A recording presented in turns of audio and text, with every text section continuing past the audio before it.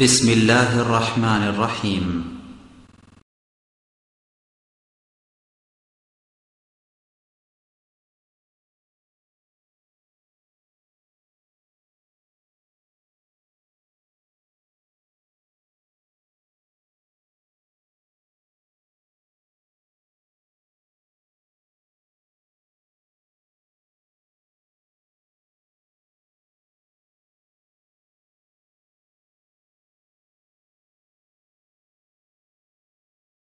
السلام عليكم ورحمة الله وبركاته.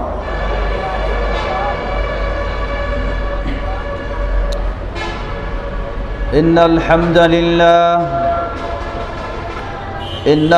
لله نحمده ونستعينه ونستغفره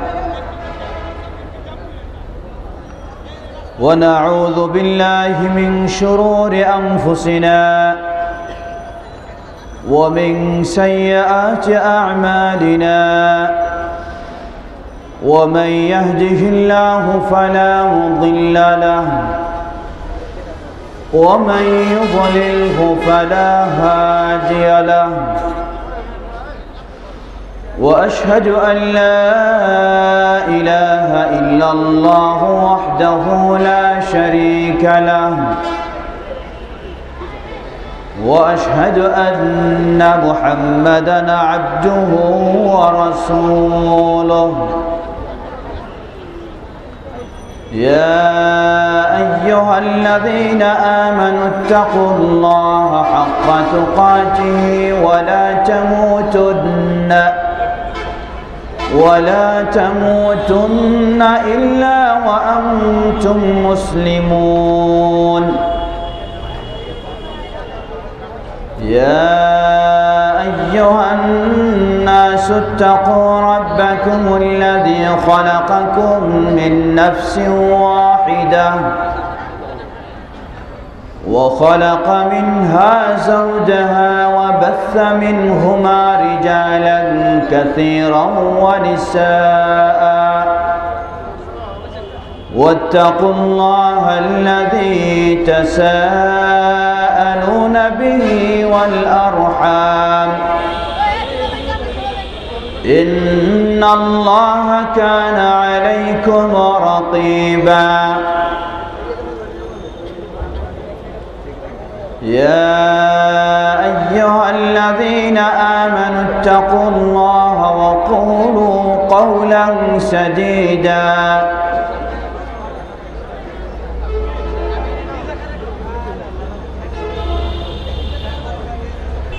يا أيها الذين آمنوا اتقوا الله وقولوا قولا سديدا يصلح لكم أعمالكم ويغفر لكم ذنوبكم، ومن يطع الله ورسوله فقد فاز فوزا عظيما. أما بعد، فإن خير الحديث كتاب الله، وخير الهدي هدي محمد صلى الله عليه وسلم، وشر الأمور محدثاتها، وكل محدثة بدعة، وكل بدعة ضلالة، وكل ضلالة في النار. فأعوذ بالله من الشيطان الرجيم. بسم الله الرحمن الرحيم.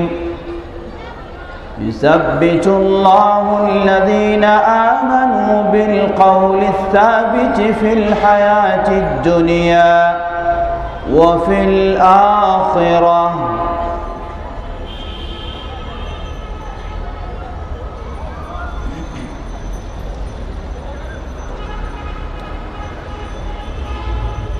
আজকের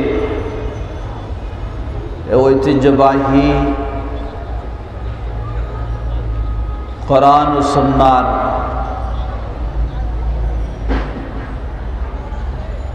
ওয়াজ মাহফিলের সম্মানিত সভাপতি সাহেব,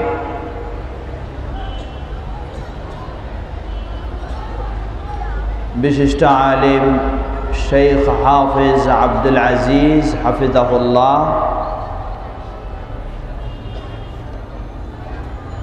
অনুষ্ঠানে উপস্থাপক স্নেহের জুবাইর আহমদ,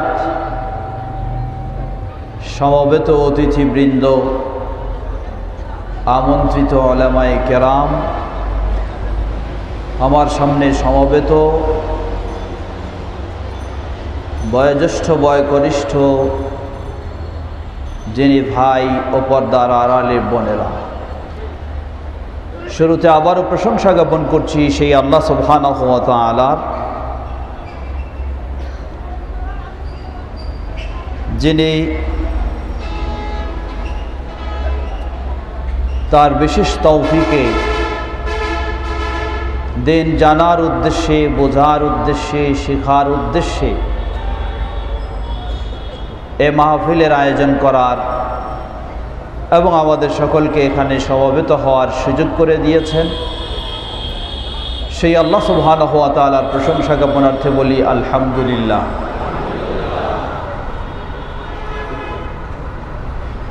অতঃপর অসংখ্য সালাত ও সালাম পেশ করছি প্রিয় রাসূল মুহাম্মদ সাল্লাল্লাহু আলাইহি ওয়াসাল্লাম, তাঁর আসহাবে কেরাম, আহলে বাইত, শেষ দিবস পর্যন্ত তাঁর প্রতিটি একনিষ্ঠ অনুসারীদের উপর।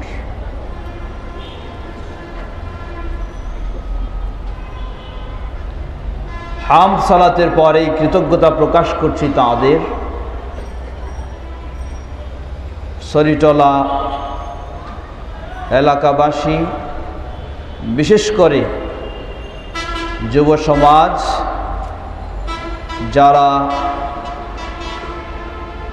সকল ব্যস্ততার কথা ভুলে গিয়ে দিনের উদ্দেশ্যেই এ মাহফিলের আয়োজন করেছে।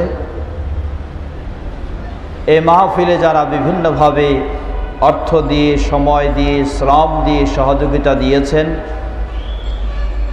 আল্লাহ সুবহানাহু ওয়া তাআলা তাদের সকলকে জাযায়ে খায়ের দান করুন, বলুন আল্লাহুম্মা আমিন। এবং ভবিষ্যতেও যেন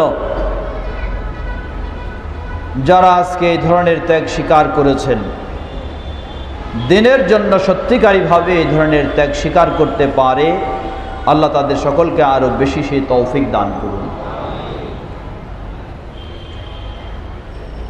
সমবেত দিনী ভাই সকল,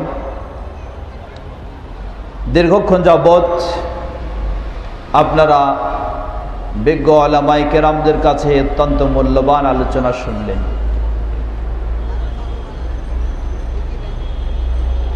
এ পর্যায়ে আমার পর্ব এসেছে। আমি মূলত কর্তৃপক্ষকেও বলেছিলাম যে দীর্ঘ রাত্রে ওয়াজ করাও ঠিক মনে করি না, তাই সম্ভব অনুযায়ী আমাকে আগে দেওয়ার চেষ্টা করবেন। তারা চেষ্টা করেছেন, আল্লাহ তাদেরকে জাযায়ে খায়ের দান করুন। কারণ ওয়াজ আপনার যতই সুন্দর হোক, আপনি কোরআন এবং সহিহ হাদিস থেকেই বলবেন বুঝলাম, কিন্তু আপনার ওয়াজ শোনার কারণে শ্রোতাদেরকে যদি জেগে থাকতে হয় আর এ কারণে যদি তাদের ফজর ছুটে যায়, তাহলে সওয়াবের চেয়ে আপনি বেশি গুনাহগার হবেন। সুতরাং বক্তা যতই নামি দামি হোক, বক্তব্য যতই নির্ভরযোগ্য হোক, সেই বক্তব্য শুনতে গিয়ে যদি শ্রোতাদের ফজরের সালাত ছুটে যায়, তাহলে এই বক্তার সওয়াবের চেয়ে গুনাহর আশঙ্কাটা বেশি। এজন্য কর্তৃপক্ষকে একটু ধন্যবাদ জানাবো যে এবার তারা একটু আগে শুরু করার চেষ্টা করেছেন। আমি আরেকটু প্রস্তাব দেব, আগামী বছর থেকে আপনারা চেষ্টা করবেন আসরের পর থেকে শুরু করা, এবং সেভাবেই আপনারা আগে থেকেই সময় যদি উল্লেখ করে দেন যে অমুক সময় অমুক বক্তা বক্তব্য রাখবেন, তাহলে শ্রোতারা সচেতন হয়ে সময়টাকে কাজে লাগানোর চেষ্টা করবে। আসর থেকে শুরু করে রাত 10টা 11টার মাঝে শেষ, তাহলে সকলে গিয়ে সুন্দরভাবে সালাত আদায় করতে পারবে। এবং সকলের মাহফিলও শোনা সহজ হবে, দূরের মানুষদেরও এসে আবার বাসায় ফিরে যাওয়াও সহজ হবে। আল্লাহ সেই তৌফিক দান করুন। আমার আজকের আলোচ্য একটি বিষয় স্মরণ করে দেওয়া হয়েছে। বিষয়টি হচ্ছে কবরের 3টি প্রশ্ন। কবরে কে যাবেন না, একটু হাত তুলেন তো দেখি।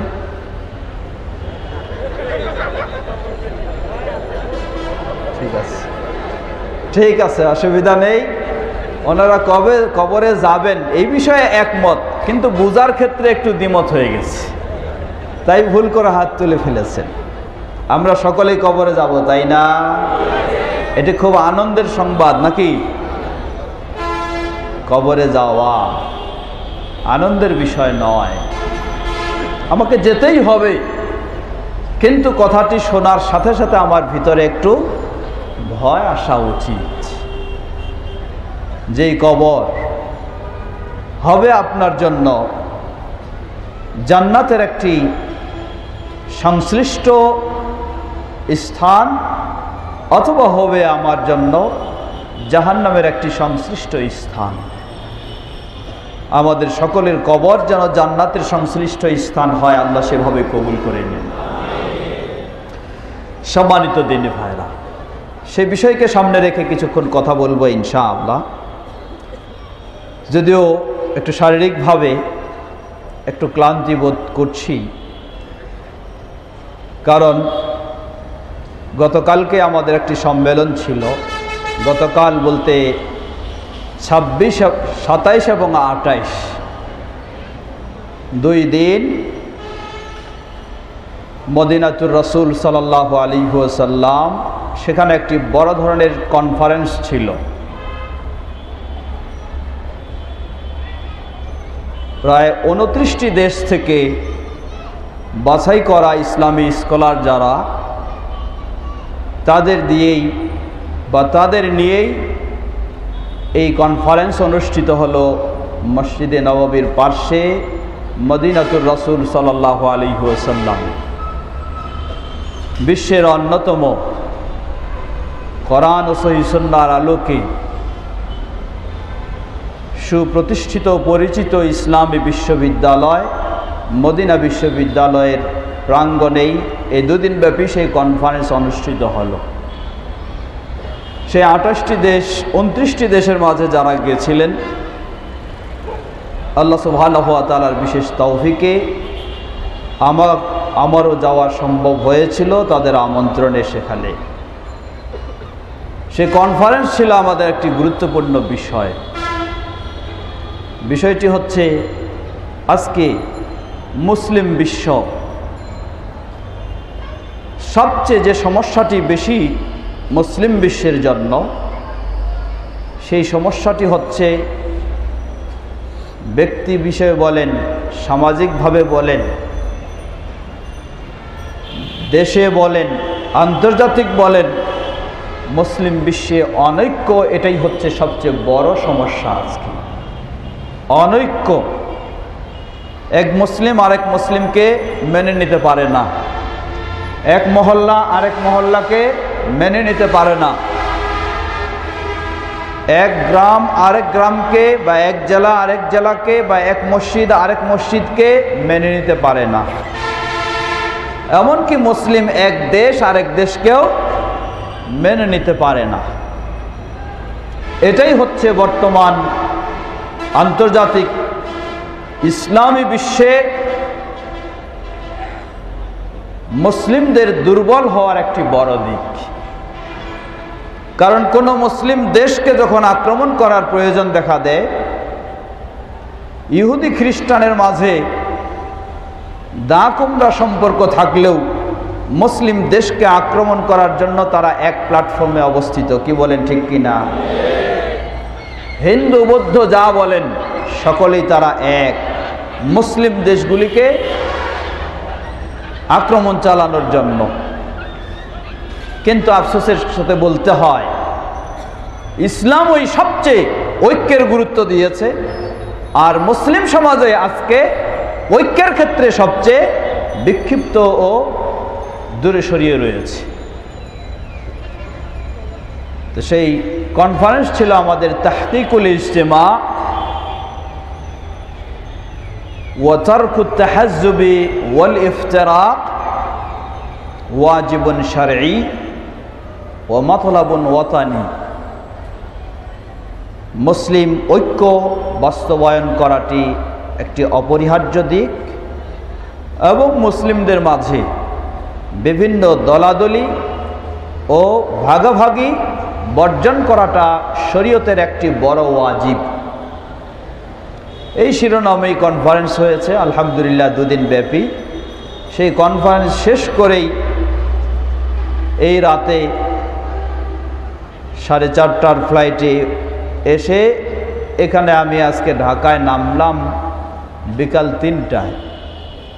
এয়ারপোর্ট থেকে বের হলাম 4টায়। আমার সেই দাম্মাম থেকে, মদিনা থেকে দাম্মাম থেকে ঢাকা আসতে সময় লেগেছে 5 ঘন্টা। আর এয়ারপোর্ট থেকে এই বংশালে আমার আসতে সময় লাগছে 3.5 ঘন্টা। সেই দাম্মাম সৌদি আরব থেকে এয়ারপোর্টে আসতে আমার 5 ঘন্টা সময় লাগে, আর এয়ারপোর্ট থেকে আমার বংশালে আসতে লাগলো 3.5 ঘন্টা। তো সেই ক্লান্তির পরে এই ক্লান্তিতে আরও একটু বেশি ক্লান্ত হওয়াটাই স্বাভাবিক। তো এই জন্য স্বল্প সময়ে আমার বিষয়কে সামনে রেখে কিছু কথা বলে আমি শেষ করব ইনশাআল্লাহ। তো যেটি বলতে চাচ্ছিলাম, সেই কনফারেন্সের সিদ্ধান্ত ও শিক্ষার আলোকে আমিও উপস্থিত সকলকে এ আহ্বানে জানাচ্ছি, মুসলিমদের মাঝে যেন আমরা পারস্পরিক আন্তরিকতা ও ঐক্য সৃষ্টি করতে পারি। আল্লাহ আমাদের সকলকে সে তৌফিক দান করুন। তবে পারস্পরিক আন্তরিকতা ও ঐক্য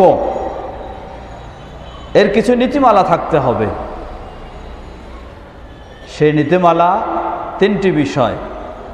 1 নম্বর হচ্ছে আল কোরআনুল কারীম, 2 নম্বর হচ্ছে সহিহ হাদিস, 3 নম্বর হলো সাহাবায়ে কেরামগণ যেভাবে কোরআন এবং সুন্নাহকে বুঝেছেন সেভাবে। এই 3টি নীতির আলোকে আজকে মুসলিম উম্মার ঐক্য হওয়াটা তাদের জন্য একটি গুরুত্বপূর্ণ ফরজ। আল্লাহ সুবহানাহু ওয়া তাআলা আমাদের দেশের সর্বস্তরের মুসলিমদেরকে এই 3 নীতিমালার আলোকে যেন আমরা ঐক্য হতে পারি, আল্লাহ আমাদের সকলকে সে তৌফিক দান করুন। সম্মানিত দিনী ভাইরা, বিশেষ করে আরো বেশি গুরুত্ব দেওয়া দরকার। আপনি যখন বিশ্বাস করেন এবং মনে করেন যে আপনার ইসলাম মানেই হলো কোরআন এবং সহিহ হাদিস, আপনার ইসলাম মানেই হলো রাসূল সাল্লাল্লাহু আলাইহি ওয়াসাল্লাম ও সাহাবায়ে কেরামের আদর্শ, তাহলে অন্যদের চেয়ে আপনাকে যারা এই বিশ্বাস করে, এই আদর্শের অনুসারী, তাদের মাঝে ঐক্য তৈরি করা এটি আরো বেশি দরকার। কি বলেন, ঠিক কিনা? আজকে যেমন আফসোস করেই বলতে হয়, গোটা বিশ্বে মুসলিমদের বিরুদ্ধে যত কোয়ালিটির অমুসলিম তারা যেমন সব এক প্ল্যাটফর্মে অবস্থিত হয়েছে, আমাদের এই ছোট্ট দেশ হলেও জনসংখ্যায় তো কম নয়, জনসংখ্যার দিক থেকে পৃথিবীর মাঝে একটি অন্যতম দেশ। কিন্তু আমাদের এই দেশের অবস্থাও যেন এক ধরনের হয়ে গেছে, তা হলো কোরআন ও সহিহ হাদিসের অনুসারীদের বিরুদ্ধে, বিপক্ষে যত রকমের যত পন্থী, সব পন্থীদের পরস্পরে একে অপরকে কাফের বলে মনে করলেও কোরআন ও সহিহ হাদিসের অনুসারীদের বিরুদ্ধে, বিপক্ষে তারা আজকে সব এক হয়ে গেছেন। কিন্তু দুঃখের বিষয় হলো আমাদের জন্য, আমরা সঠিক দাবি করা সত্ত্বেও, সঠিক মনে করা সত্ত্বেও আমাদের তার চেয়েও আরো বেশি ঐক্য হওয়া দরকার ছিল, কিন্তু সেই ক্ষেত্রে আমরা অনেকটি দূরে রয়েছি। তাই আমি প্রথমে আমার নিজেকে এই সহিহ আকীদার সকল আলেম সমাজকে এবং সকল জনসাধারণ দ্বীনি ভাইদেরকে আহ্বান জানাবো, আসুন পরস্পরে যেন আমরা কোরআন ও সহিহ হাদিসের আলোকে, এই নীতিমালার আলোকে আমরা যেন আমাদের দ্বীনের স্বার্থে, কোরআন ও সুন্নাহর স্বার্থে, সহিহ আকীদা প্রচার প্রসারের স্বার্থে আমরা যেন আরো ঐক্য হতে পারি। আল্লাহ আমাদের সকলকে সে তৌফিক দান করুন। বিভিন্ন বিষয়কে কেন্দ্র করে, ছোট্ট ছোট্ট কিছু বিষয়কে কেন্দ্র করেও আজকে দেখা যায় যে গবেষণা বেশি চলতেছে। বিশেষ করে যুব সমাজ এর মাঝে এমন কিছু রয়েছেন যারা আসলে কোরআন হাদিসের তেমন দক্ষতা যোগ্যতা নেই, কিন্তু ছোট্ট কিছু খুঁটিনাটি মাসআলাকে কেন্দ্র করে এতই গভীরে গিয়ে মানুষের মাঝে বিভক্তি সৃষ্টি করার চেষ্টা করছে, এটি কখনো ভালো দিক নয়। আমরা অবশ্যই বলবো, কেউ হয়তো বলতে পারেন যে কোন নীতিমালার আলোকে আমরা এক হব। বলেছি আগেই যে আমাদের নীতিমালা হলো কোরআন এবং সহিহ সুন্নাহ ও রাসূল সাল্লাল্লাহু আলাইহি সাল্লাম ও সাহাবায়ে কেরামদের আদর্শ, এটাই আমাদের নীতিমালা। এই নীতিমালার আলোকে আমাদেরকে এক হতে হবে। একজন আরেকজনের একটা মাসআলার ক্ষেত্রে ভুল বুঝাবুঝি থাকলে এ কারণে আপনি দূরত্ব সৃষ্টি করবেন, এমনটি কখনো সাহাবীদের আদর্শ ছিল না। কখনো এমনটি সাহাবীদের আদর্শ ছিল না। রাসূল সাল্লাল্লাহু আলাইহি ওয়াসাল্লামের খোলাফায়ে রাশিদিন, সেই আবু বকর রাদিয়াল্লাহু আনহু, ওমর রাদিয়াল্লাহু আনহু, ওসমান রাদিয়াল্লাহু আনহু, আলী রাদিয়াল্লাহু আনহু, তাদের সময়ের অবস্থাটা একটু চিন্তা করে দেখবেন। রাসূল সাল্লাল্লাহু আলাইহি সাল্লামের অবর্তমানে মাসআলার কিছু বুঝার ক্ষেত্রে, কোনো ছোটখাটো বিষয়ের ক্ষেত্রে তাদের মাঝে পার্থক্য থাকলেও এ কারণে তারা কখনো তাদের ঐক্যকে ভঙ্গ করেননি। এই আদর্শই আমাদেরকে নিতে হবে, ভিন্ন কোনো আদর্শ নয়। আমরা যেন সকলে আমাদের মাঝে এই আন্তরিকতা ঐক্য গড়ে তুলতে পারি। আল্লাহ আমাদের সকলকে সে তৌফিক দান করুন। সম্মানিত ভাইরা, আমার বিষয় দেওয়া হয়েছে আজকের আলোচ্য বিষয় কবরের 3টি প্রশ্ন সম্পর্কেই আলোচনা। আসলে প্রশ্ন 3টি কি এবং প্রশ্নের জবাব কি, আমার মনে হয় কম বেশি এখানে সবাই জানি। কি বলেন, ঠিক না? প্রশ্ন 3টি কি এবং প্রশ্নের জবাব কি, কম বেশি আমরা সকলেই জানি। তো যদি সকলেই কম বেশি জানি, তাহলে তো আর এই বিষয়ে আলোচনার কোনো প্রয়োজন নাই। কি বলেন, ঠিক কিনা? হ্যাঁ, আছে। জানি, আবার জানা বিষয় নিয়ে আলোচনা করার কি প্রয়োজন? আসুন জানা বিষয়টাকে আরেকটু স্মরণ করে দিতে চাই। জানা হয়তো রয়েছে, কিন্তু মানা হয়তো অনেকেরই নেই। কি বলেন, ঠিক কিনা? শুধু জানা দিয়ে কাজ হবে না যতক্ষণ মানা না হয়। সেই মানার বিষয়গুলি একটু স্মরণ করে দিতে চাই। আল্লাহ সুবহানাহু ওয়া তাআলা সূরা ইব্রাহিম 27 নম্বর আয়াতে কবরের বিষয় সম্পর্কে একটু ইঙ্গিত দিয়েছেন। ইসাব্বিতুল্লাহুল্লাযীনা আমানু বিল কওলি সাবিতি ফিল হায়াতিদ দুনিয়া ওয়া ফিল আখিরাহ। যারা প্রকৃতপক্ষে ঈমানদার হবে, সেই ঈমানদারদেরকে আল্লাহ সুবহানাহু ওয়া তাআলা হক কথার মাধ্যমে, সঠিক কথার মাধ্যমে পার্থিব জীবনে এবং আখিরাতের কবরের জীবনে তাদেরকে সঠিকের উপর, হকের উপর প্রতিষ্ঠিত রাখবেন। এই বিষয়টি মূলত কবরের জিজ্ঞাসাবাদের বিষয়টিকেও কেন্দ্র করে এই আয়াতের ব্যাখ্যায় এসেছে। কবরের জীবন আমরা সবাই জানি। রাসূল সাল্লাল্লাহু আলাইহি ওয়াসাল্লাম থেকে এ বিষয়ে পর্যাপ্ত পরিমাণে সহিহ হাদিস এসেছে। আজকে দেখুন, এটাও একটি গুরুত্বপূর্ণ বিষয়। কিছু মানুষ সহির দাবিদার হয়েও তারা এখন কবরের বিষয়টিকে অস্বীকার করতে চায়। বলুন নাউযুবিল্লাহ। বলে কেন? বলে যে কবরের বিষয়গুলি কোরআনুল কারিমে স্পষ্টভাবে প্রমাণিত হয়নি।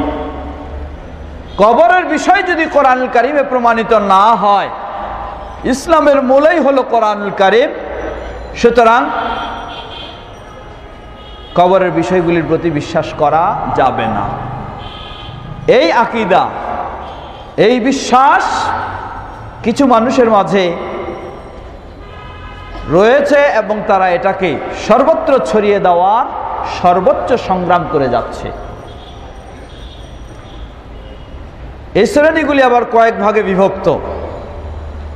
এক ভাগ যারা বলেন যে ইসলাম মানে শুধু কোরআন হাদিস আমরা মানি না, এমন এক শ্রেণী রয়েছে। ইসলাম মানে শুধু কোরআন হাদিস মানি না, আর কোরআনে কবরের শাস্তি শান্তির বিষয়গুলি স্পষ্ট নেই, সুতরাং এই বিষয়টিকে অস্বীকার করি। আরেক পক্ষ তারা বলে হাদিস মানি, কিন্তু কোরআন ও হাদিসের মাঝে যদি কোনো সামঞ্জস্য খুঁজে না পাওয়া যায়, তাহলে হাদিসে প্রমাণিত হলেও সেই বিষয়গুলি গ্রহণ করা যাবে না। এটিও আরেক শ্রেণী। তাদেরও প্রচার প্রসার, সভা সেমিনার, বই পুস্তক আমাদের সর্বত্র রয়েছে। এই কয়েক শ্রেণী তারা তাদের এ সমস্ত চিন্তা চেতনার আলোকে কবরের আযাবকে তারা অস্বীকার করতে চায়। আমরা স্পষ্টভাবে বলবো, আল্লাহ সুবহানাহু ওয়া তাআলা কবর এর বিষয়গুলিকে কোরআন এবং সুন্নাহর মাধ্যমে আল্লাহ রাব্বুল আলামিন প্রমাণিত করেছেন। কোরআনুল কারিমে যেমন মুমিনদের ক্ষেত্রে সূরা ইব্রাহিমের ২৭ নম্বর আয়াতে বলেছেন, ঠিক তেমনিভাবে অমুসলিমদের ক্ষেত্রে ফেরাউন এবং তার অনুসারীদের ক্ষেত্রেও আল্লাহ রাব্বুল আলামিন কোরআনুল কারিমে কবরের শাস্তির বিষয়গুলো নিয়ে আলোচনা করেছেন। এটি হলো প্রত্যক্ষভাবে। পরোক্ষভাবে আল্লাহ সুবহানাহু ওয়া তাআলা কোরআনুল কারিমে বলেন, ওয়ামা আতাকুমুর রাসূলু ফাখুযুহু ওয়ামা নাহাকুম আনহু ফান্তাহু। তোমাদেরকে রাসূল যা দিয়েছেন তা তোমরা গ্রহণ করো, আর রাসূল যা তোমাদেরকে নিষেধ করেছেন তা থেকে তোমরা বিরত থাকো। তাহলে রাসূল সাল্লাল্লাহু আলাইহি ওয়াসাল্লাম থেকে সহিহ বুখারী, মুসলিম এবং আবু দাউদ, তিরমিজি, নাসাই ইত্যাদির সহিহ হাদিসগুলিতে অসংখ্য বর্ণনা এসেছে কবরের আযাব এবং কবরের শাস্তি বিষয়। সেগুলি দিয়েছেন কে? আল্লাহ রাসূল। কে দিয়েছেন? রাসূল সাল্লাল্লাহু আলাইহি ওয়াসাল্লাম দিয়েছেন। আর আল্লাহ সুবহানাহু ওয়া তাআলা কোরআনে বললেন যে রাসূল যা তোমাদেরকে দিয়েছেন তা তোমরা গ্রহণ করো না বর্জন করো? গ্রহণ করো। তাহলে কবরের বিষয়গুলি কোরআনের নির্দেশের আলোকে আপনাকে অবশ্যই গ্রহণ করতে হবে, বর্জন করার কোনো সুযোগ নেই। সর্বোপরি আপনি যদি নিজেকে মুমিন বলে দাবি করতে চান, তাহলে আপনাকে কবরের বিষয়গুলি কোরআন এবং সহিহ হাদিসে যেভাবে বর্ণনা এসেছে আপনাকে সেভাবেই মেনে নিতে হবে। একটি বিষয় মনে রাখতে হবে যে কবরের বিষয়টা এটাও মূলত গায়বী বিষয়ের অন্তর্ভুক্ত। এটাও হচ্ছে গায়বী বিষয়ের অন্তর্ভুক্ত। সুতরাং অন্যান্য বিষয়গুলি বাহ্যিকভাবে আপনি দেখে পেয়ে যেমনইভাবে আপনি বিশ্বাস করবেন, কবরের বিষয়টি তেমন সম্ভব নয়। আখিরাতের জান্নাত ও জাহান্নামের বিষয়গুলি যেমন আপনি শুধু শুনেই বিশ্বাস করবেন, কবরের বিষয়গুলি আপনাকে তেমনইভাবে কোরআন এবং সহিহ হাদিসের বর্ণনা শুনেই আপনাকে বিশ্বাস করতে হবে। এই বিষয়টি আপনাকে মনে রাখতে হবে। আল্লাহ রাসূল সাল্লাল্লাহু আলাইহি ওয়াসাল্লাম কবরের বর্ণনা দিতে গিয়ে বিভিন্নভাবে বর্ণনা দিয়েছেন। কোনো একজন মানুষকে যখন মারা যাওয়ার পরেই তাকে তার কবরে দাফন করা হবে। বিস্তারিত বর্ণনায় যাচ্ছি না, আমার মূল বিষয় হলো 3টি প্রশ্ন, সেইগুলিই কথা বলবো। রাখার পরেই আল্লাহর পক্ষ থেকে দায়িত্বশীল ফেরেশতা এসে যান, এসে এই 3টি প্রশ্ন করেন। যদি সে প্রশ্নের জবাব সঠিকভাবে দিতে পারে, ফায়ুনাজি মুনাজিম মিনাস সামা, এই 3টি প্রশ্নের সঠিক জবাব দিতে পারলেই ঊর্ধ্ব জগৎ থেকে ঘোষণা এসে যায়, সাদাকা আবদি ফাআফরিশু লাহু মিনাল জান্নাহ ওয়া আলবিসুহু মিনাল জান্নাহ ওয়াফতাহু লাহু বাবান ফিল জান্নাহ ইলাল জান্নাহ। যখন এই 3টি প্রশ্নের জবাব দিতে পারে, ঊর্ধ্ব জগৎ থেকে এই ঘোষণা এসে যায়, আল্লাহ বলেন আমার বান্দা যা জবাব দিয়েছে সত্যই জবাব দিয়েছে, সুতরাং প্রতিদান হিসাবে তার জন্য তার কবরে জান্নাতের বিছানা তোমরা তার কবরে বিছিয়ে দাও। সুবহানাল্লাহ। ওয়া আলবিসুহু মিনাল জান্নাহ, এবং তাকে জান্নাতের পোশাক তার গায়ে পরিয়ে দাও। ওয়াফতাহু লাহু বাবান ইলাল জান্নাহ, এবং তার কবরটা জান্নাতের সাথে একটি দরজা সংযুক্ত করে দাও। বলুন সুবহানাল্লাহ। এরপরে আবার নির্দেশ দেওয়া হবে তার কবরটিকে সুপ্রশস্ত করে দাও, তার দৃষ্টি যতদূর যায় ততদূর পর্যন্ত তার কবরটাকে সুপ্রশস্ত করে দাও। বলুন সুবহানাল্লাহ। আর এই 3টি প্রশ্নের জবাব যদি সঠিকভাবে দিতে না পারে, সেই ঊর্ধ্ব জগৎ থেকে ঘোষণা আসবে, কাযাবা আবদি, না, সে মিথ্যা বলেছে, সে মিথ্যা বলেছে, তার জবাব সঠিক দেয়নি। সুতরাং ফাফরিশু লাহু মিনান নার ওয়ালবিসুহু মিনান নার ওয়াফতাহু লাহু বাবান ইলান নার,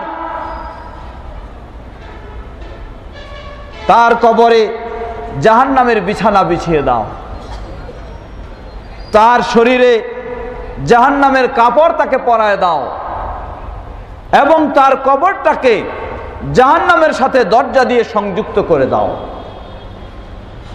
এবং তার কবরটাকে এত সংকীর্ণ করে দাও যেন তার এক পাঁজর অপর পাঁজরের ভিতরে ঢুকে যায়, এমন সংকীর্ণ করে দাও। প্রিয় ভাইরা আমার, এটি কোনো কাহিনীর কথা নয়, এটি কোনো গল্পের কথা নয়, কোনো উপন্যাসের কথা নয়।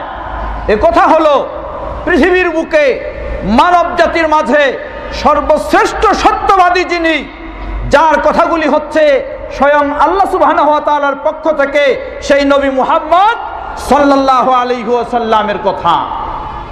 আপনি যদি সত্যিই মুসলিম হন, তাহলে আপনাকে এই বিষয়টি বিশ্বাস করে আপনার কবরটাকে কিভাবে সেখানে জান্নাতের বিছানা হবে, কিভাবে আপনার পোশাক জান্নাতের হবে, কিভাবে আপনার কবর জান্নাতের সাথে সংযুক্ত করে দেওয়া হবে, সেই চিন্তা, সেই চেষ্টা, সেই প্রস্তুতি আপনার গোটা জীবনের প্রতিটি মুহূর্তে নেওয়ার চেষ্টা করতে হবে আপনাকে।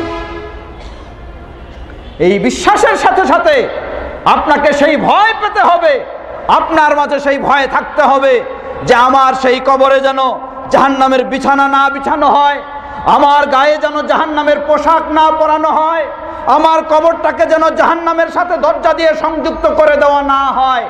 সেই ভয়ে আতঙ্কিত হয়ে আপনাকে সব সময় সেই অন্যায় থেকে কিভাবে বাঁচা যাবে সেই চেষ্টা আপনাকে করতে হবে। যখন বাস্তব আপনার জীবনে এই পদক্ষেপ আপনার থাকবে, তাহলেই সত্যি আপনি এইগুলির প্রতি বাস্তবে বিশ্বাসী বলে প্রমাণিত হবেন।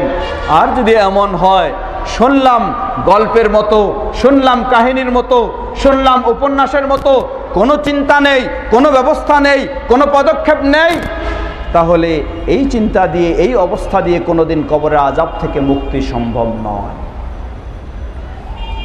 কবরের শাস্তিগুলি স্পষ্টভাবে আল্লাহ রাসূল সাল্লাল্লাহু আলাইহি ওয়াসাল্লাম ঘোষণা দিয়েছেন। তিনি দুটি কবরের পাশ দিয়ে যাচ্ছিলেন। আজকে আমাদের সমাজের অবস্থা দেখুন, দুই কবরের পাশ দিয়ে যাচ্ছিলেন, তাকে জানানো হলো যে এই কবর দুটিতে কবরবাসীকে আযাব দেওয়া হচ্ছে। কি বিষয়ে আযাব দেওয়া হচ্ছে সেটাও তাকে জানানো হলো। তিনি তার সাহাবীদেরকে সংবাদ দিয়ে দিলেন যে এই কবর দুটিতে আযাব দেওয়া হচ্ছে তাদেরকে দুটি কারণে। একটি কারণ হলো একজন ইয়ামশি বিন নামিমা, তার কবরে শাস্তি হচ্ছে, সে মুসলিম বটে কিন্তু তার কবরে আযাব হচ্ছে। কেন? ইয়ামশি বিন নামিমা, তার স্বভাবটাই ছিল একজনের কথা শুনে আরেকজনের কাছে গিয়ে জড়িয়ে দিবে, একজনের কথা শুনে আরেকজনের কাছে একটা বিশৃঙ্খলা সৃষ্টির জন্য, এটাই ছিল তার স্বভাব। আজকে লক্ষ্য করে দেখুন, আমাদের সেই জাতীয় পর্যায় থেকে শুরু করে ঘর পর্যায় পর্যন্ত সকলের মাঝে এই স্বভাবগুলি রয়েছে। কি বলেন, ঠিক কিনা? আপনি যদি কবরে আযাব থেকে বাঁচতে চান তাহলে আজকের, অতীতে যদিও শুনেছেন, কমপক্ষে আজকের এই কথাটি স্মরণ হওয়ার পরে আপনাকে তওবা করতে হবে অতীতের জন্য এবং ভবিষ্যতের জন্য এই প্রতিজ্ঞাবদ্ধ হতে হবে আপনার দ্বারা যেন কখনো এই স্বভাবগুলি কখনো না হতে পারে। ইয়ামশি বিন নামিমা, তা কি? আজকে আমাদের সমাজের রাজনীতি বলেন বা সমাজনীতি বলেন বা দেশীয় রাজনীতি বলেন, সবগুলি যেন এই পর্যায়ে চলে যাচ্ছে। একজনের কথা শুনে আরেকজনের কাছে যোগ করে দেওয়া। কি এত কি সুবিধাটা? সুবিধা কিছুই নয়, সে যে অনেক কিছু উপার্জন করবে এমনটা নয়, তবে একটা উপার্জন করতে পারবে এটা তার রয়েছে, সেটা হলো কবরের আযাব সে লাভ করতে পারবে। কি বলেন, ঠিক কিনা? একটা উপার্জন হবে তার, সেটা হলো কবরের আযাব, কবরের পরে আবার জাহান্নামের আযাব। সমাজের মানুষের অবস্থা ওই, একজন আরেকজনের বিষয়ে কিছু ধারণা করে, কিছু মনে করে কথা বলে সেটা আরেকজনের কাছে লাগায় দেওয়ার চেষ্টা করে। এভাবে আজকে সমাজে বিশৃঙ্খলা, সমাজে একজন আরেকজনের সাথে সম্পর্কের অবনতি, বিশেষ করে পর্দার আড়ালের যে সমস্ত মা বোনেরা রয়েছেন, মা বোনেরা আমার মনে হয় এই ক্ষেত্রে আর একটু বেশি প্রতিযোগিতা করার চেষ্টা করে, কিভাবে একজনের কথাগুলি আরেকজনের কাছে জড়িয়ে দেওয়া যায়। জেনে নিন, জাহান্নামের শাস্তির আগেই আপনার কবরে এই শাস্তি ভোগ করতে হবে এই স্বভাবটি থাকার কারণে। অতএব প্রতিটি মুসলিমের যদি সত্যি আপনি কবরের আযাব থেকে বাঁচতে চান, আপনার জন্য ফরজ এই স্বভাবগুলিকে বর্জন করা। প্রসঙ্গক্রমে বলছি, সেই দ্বিতীয় ব্যক্তির শাস্তির কথাও আল্লাহ রাসূল সাল্লাল্লাহু আলাইহি ওয়াসাল্লাম বললেন। দ্বিতীয় ব্যক্তির অপরাধটা কি ছিল? লাম ইস্তাতির আনিল বাউল, সে পেশাব করার সময় পেশাব থেকে ভালোভাবে পরিচ্ছন্ন পবিত্র হতো না। এখন পেশাব থেকে ভালোভাবে পরিচ্ছন্ন পবিত্র হইতো না, এই ক্ষেত্রে আবার পবিত্রতা হওয়ার ক্ষেত্রে আবার সীমা লঙ্ঘন শুরু হয়ে গেছে।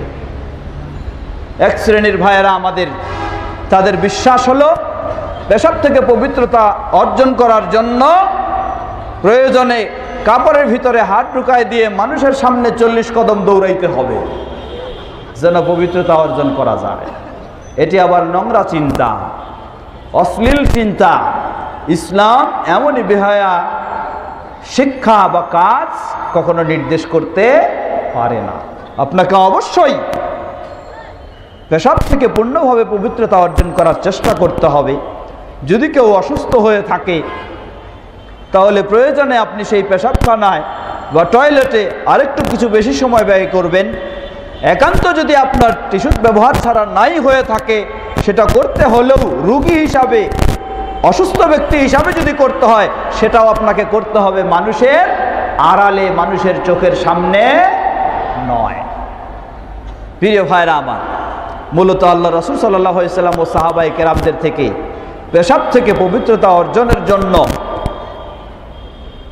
পানি এবং ঢিলা কুলুপ দুটোই হতে হবে এমন কোনো আমল বা নির্দেশনা পাওয়া যায় না।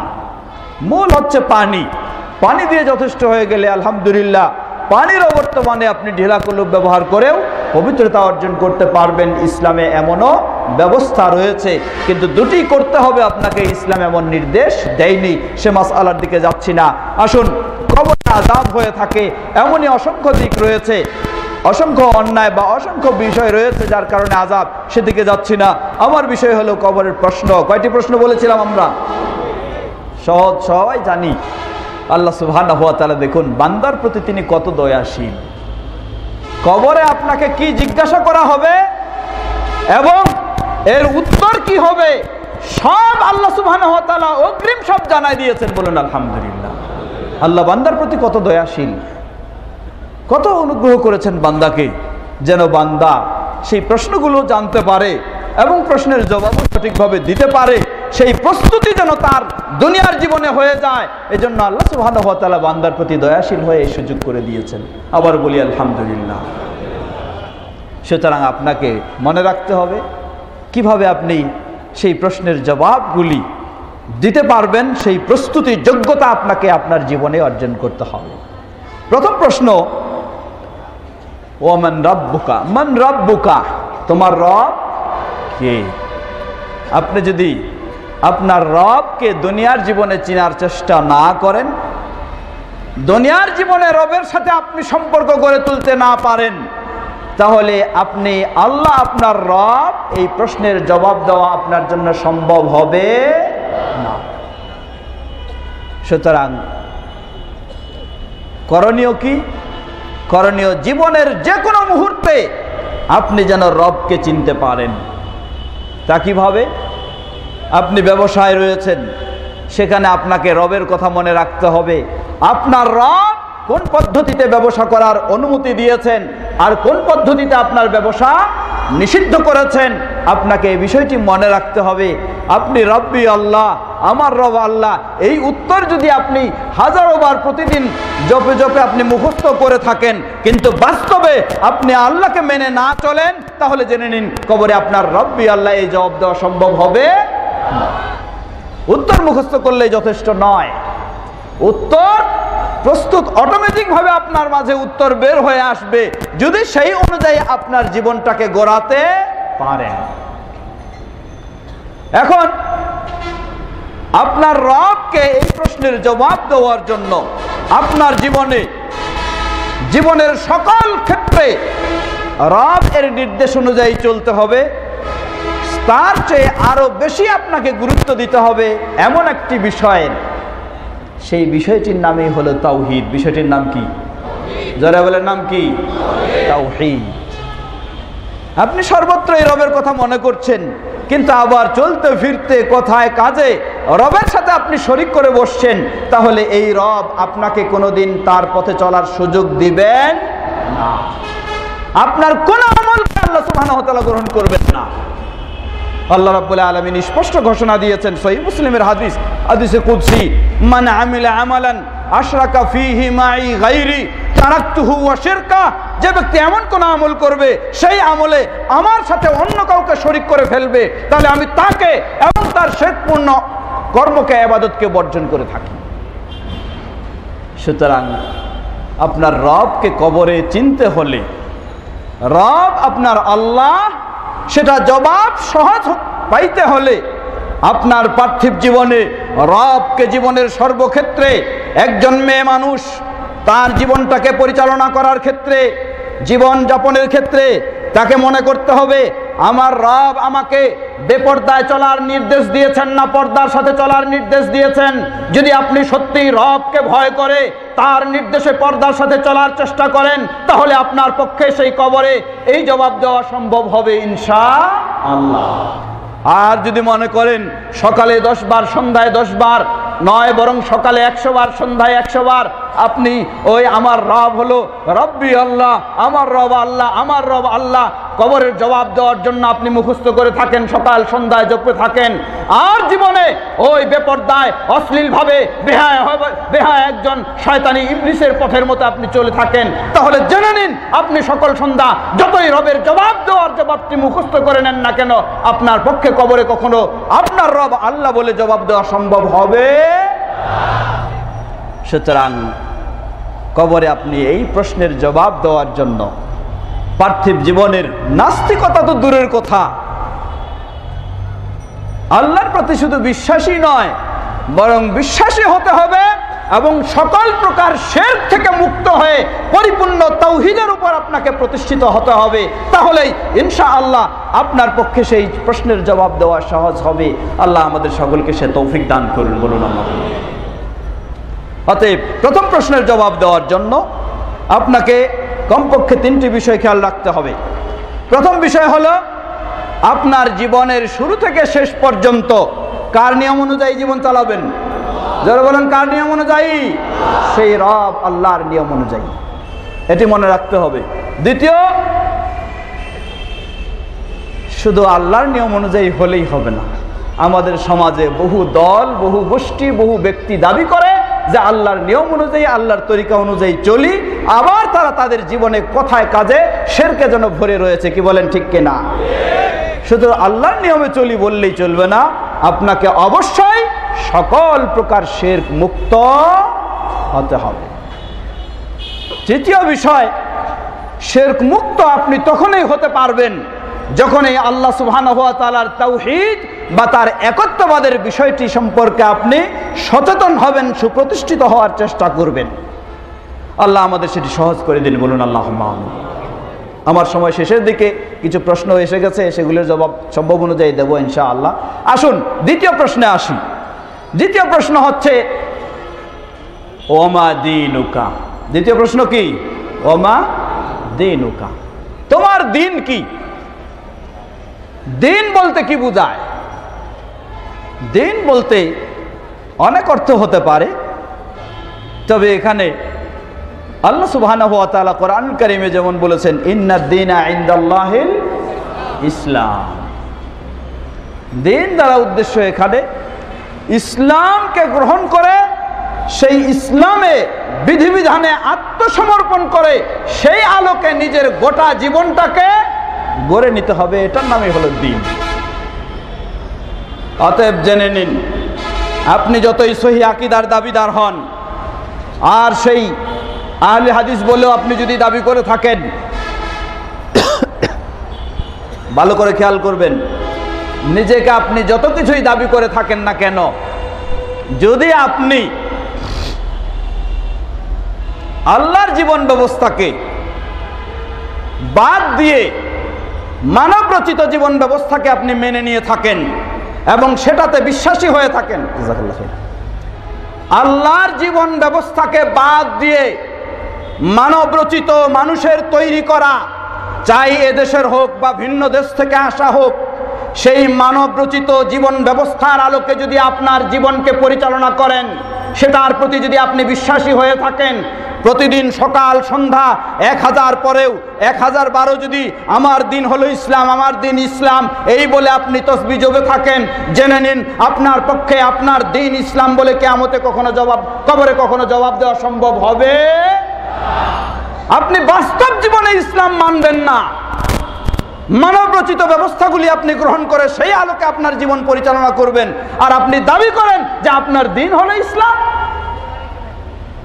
আপনি মনে করেন মসজিদে গেলে আপনার দিন হলো ইসলাম, আর স্কুলে গেলে আপনার দিন আর সেখানে ইসলাম নাই, এখানে যদুমধু যেই দিন তৈরি করে দিয়েছে সেটাই হলো আপনার ইসলাম, সেটাই হলো আপনার দিন।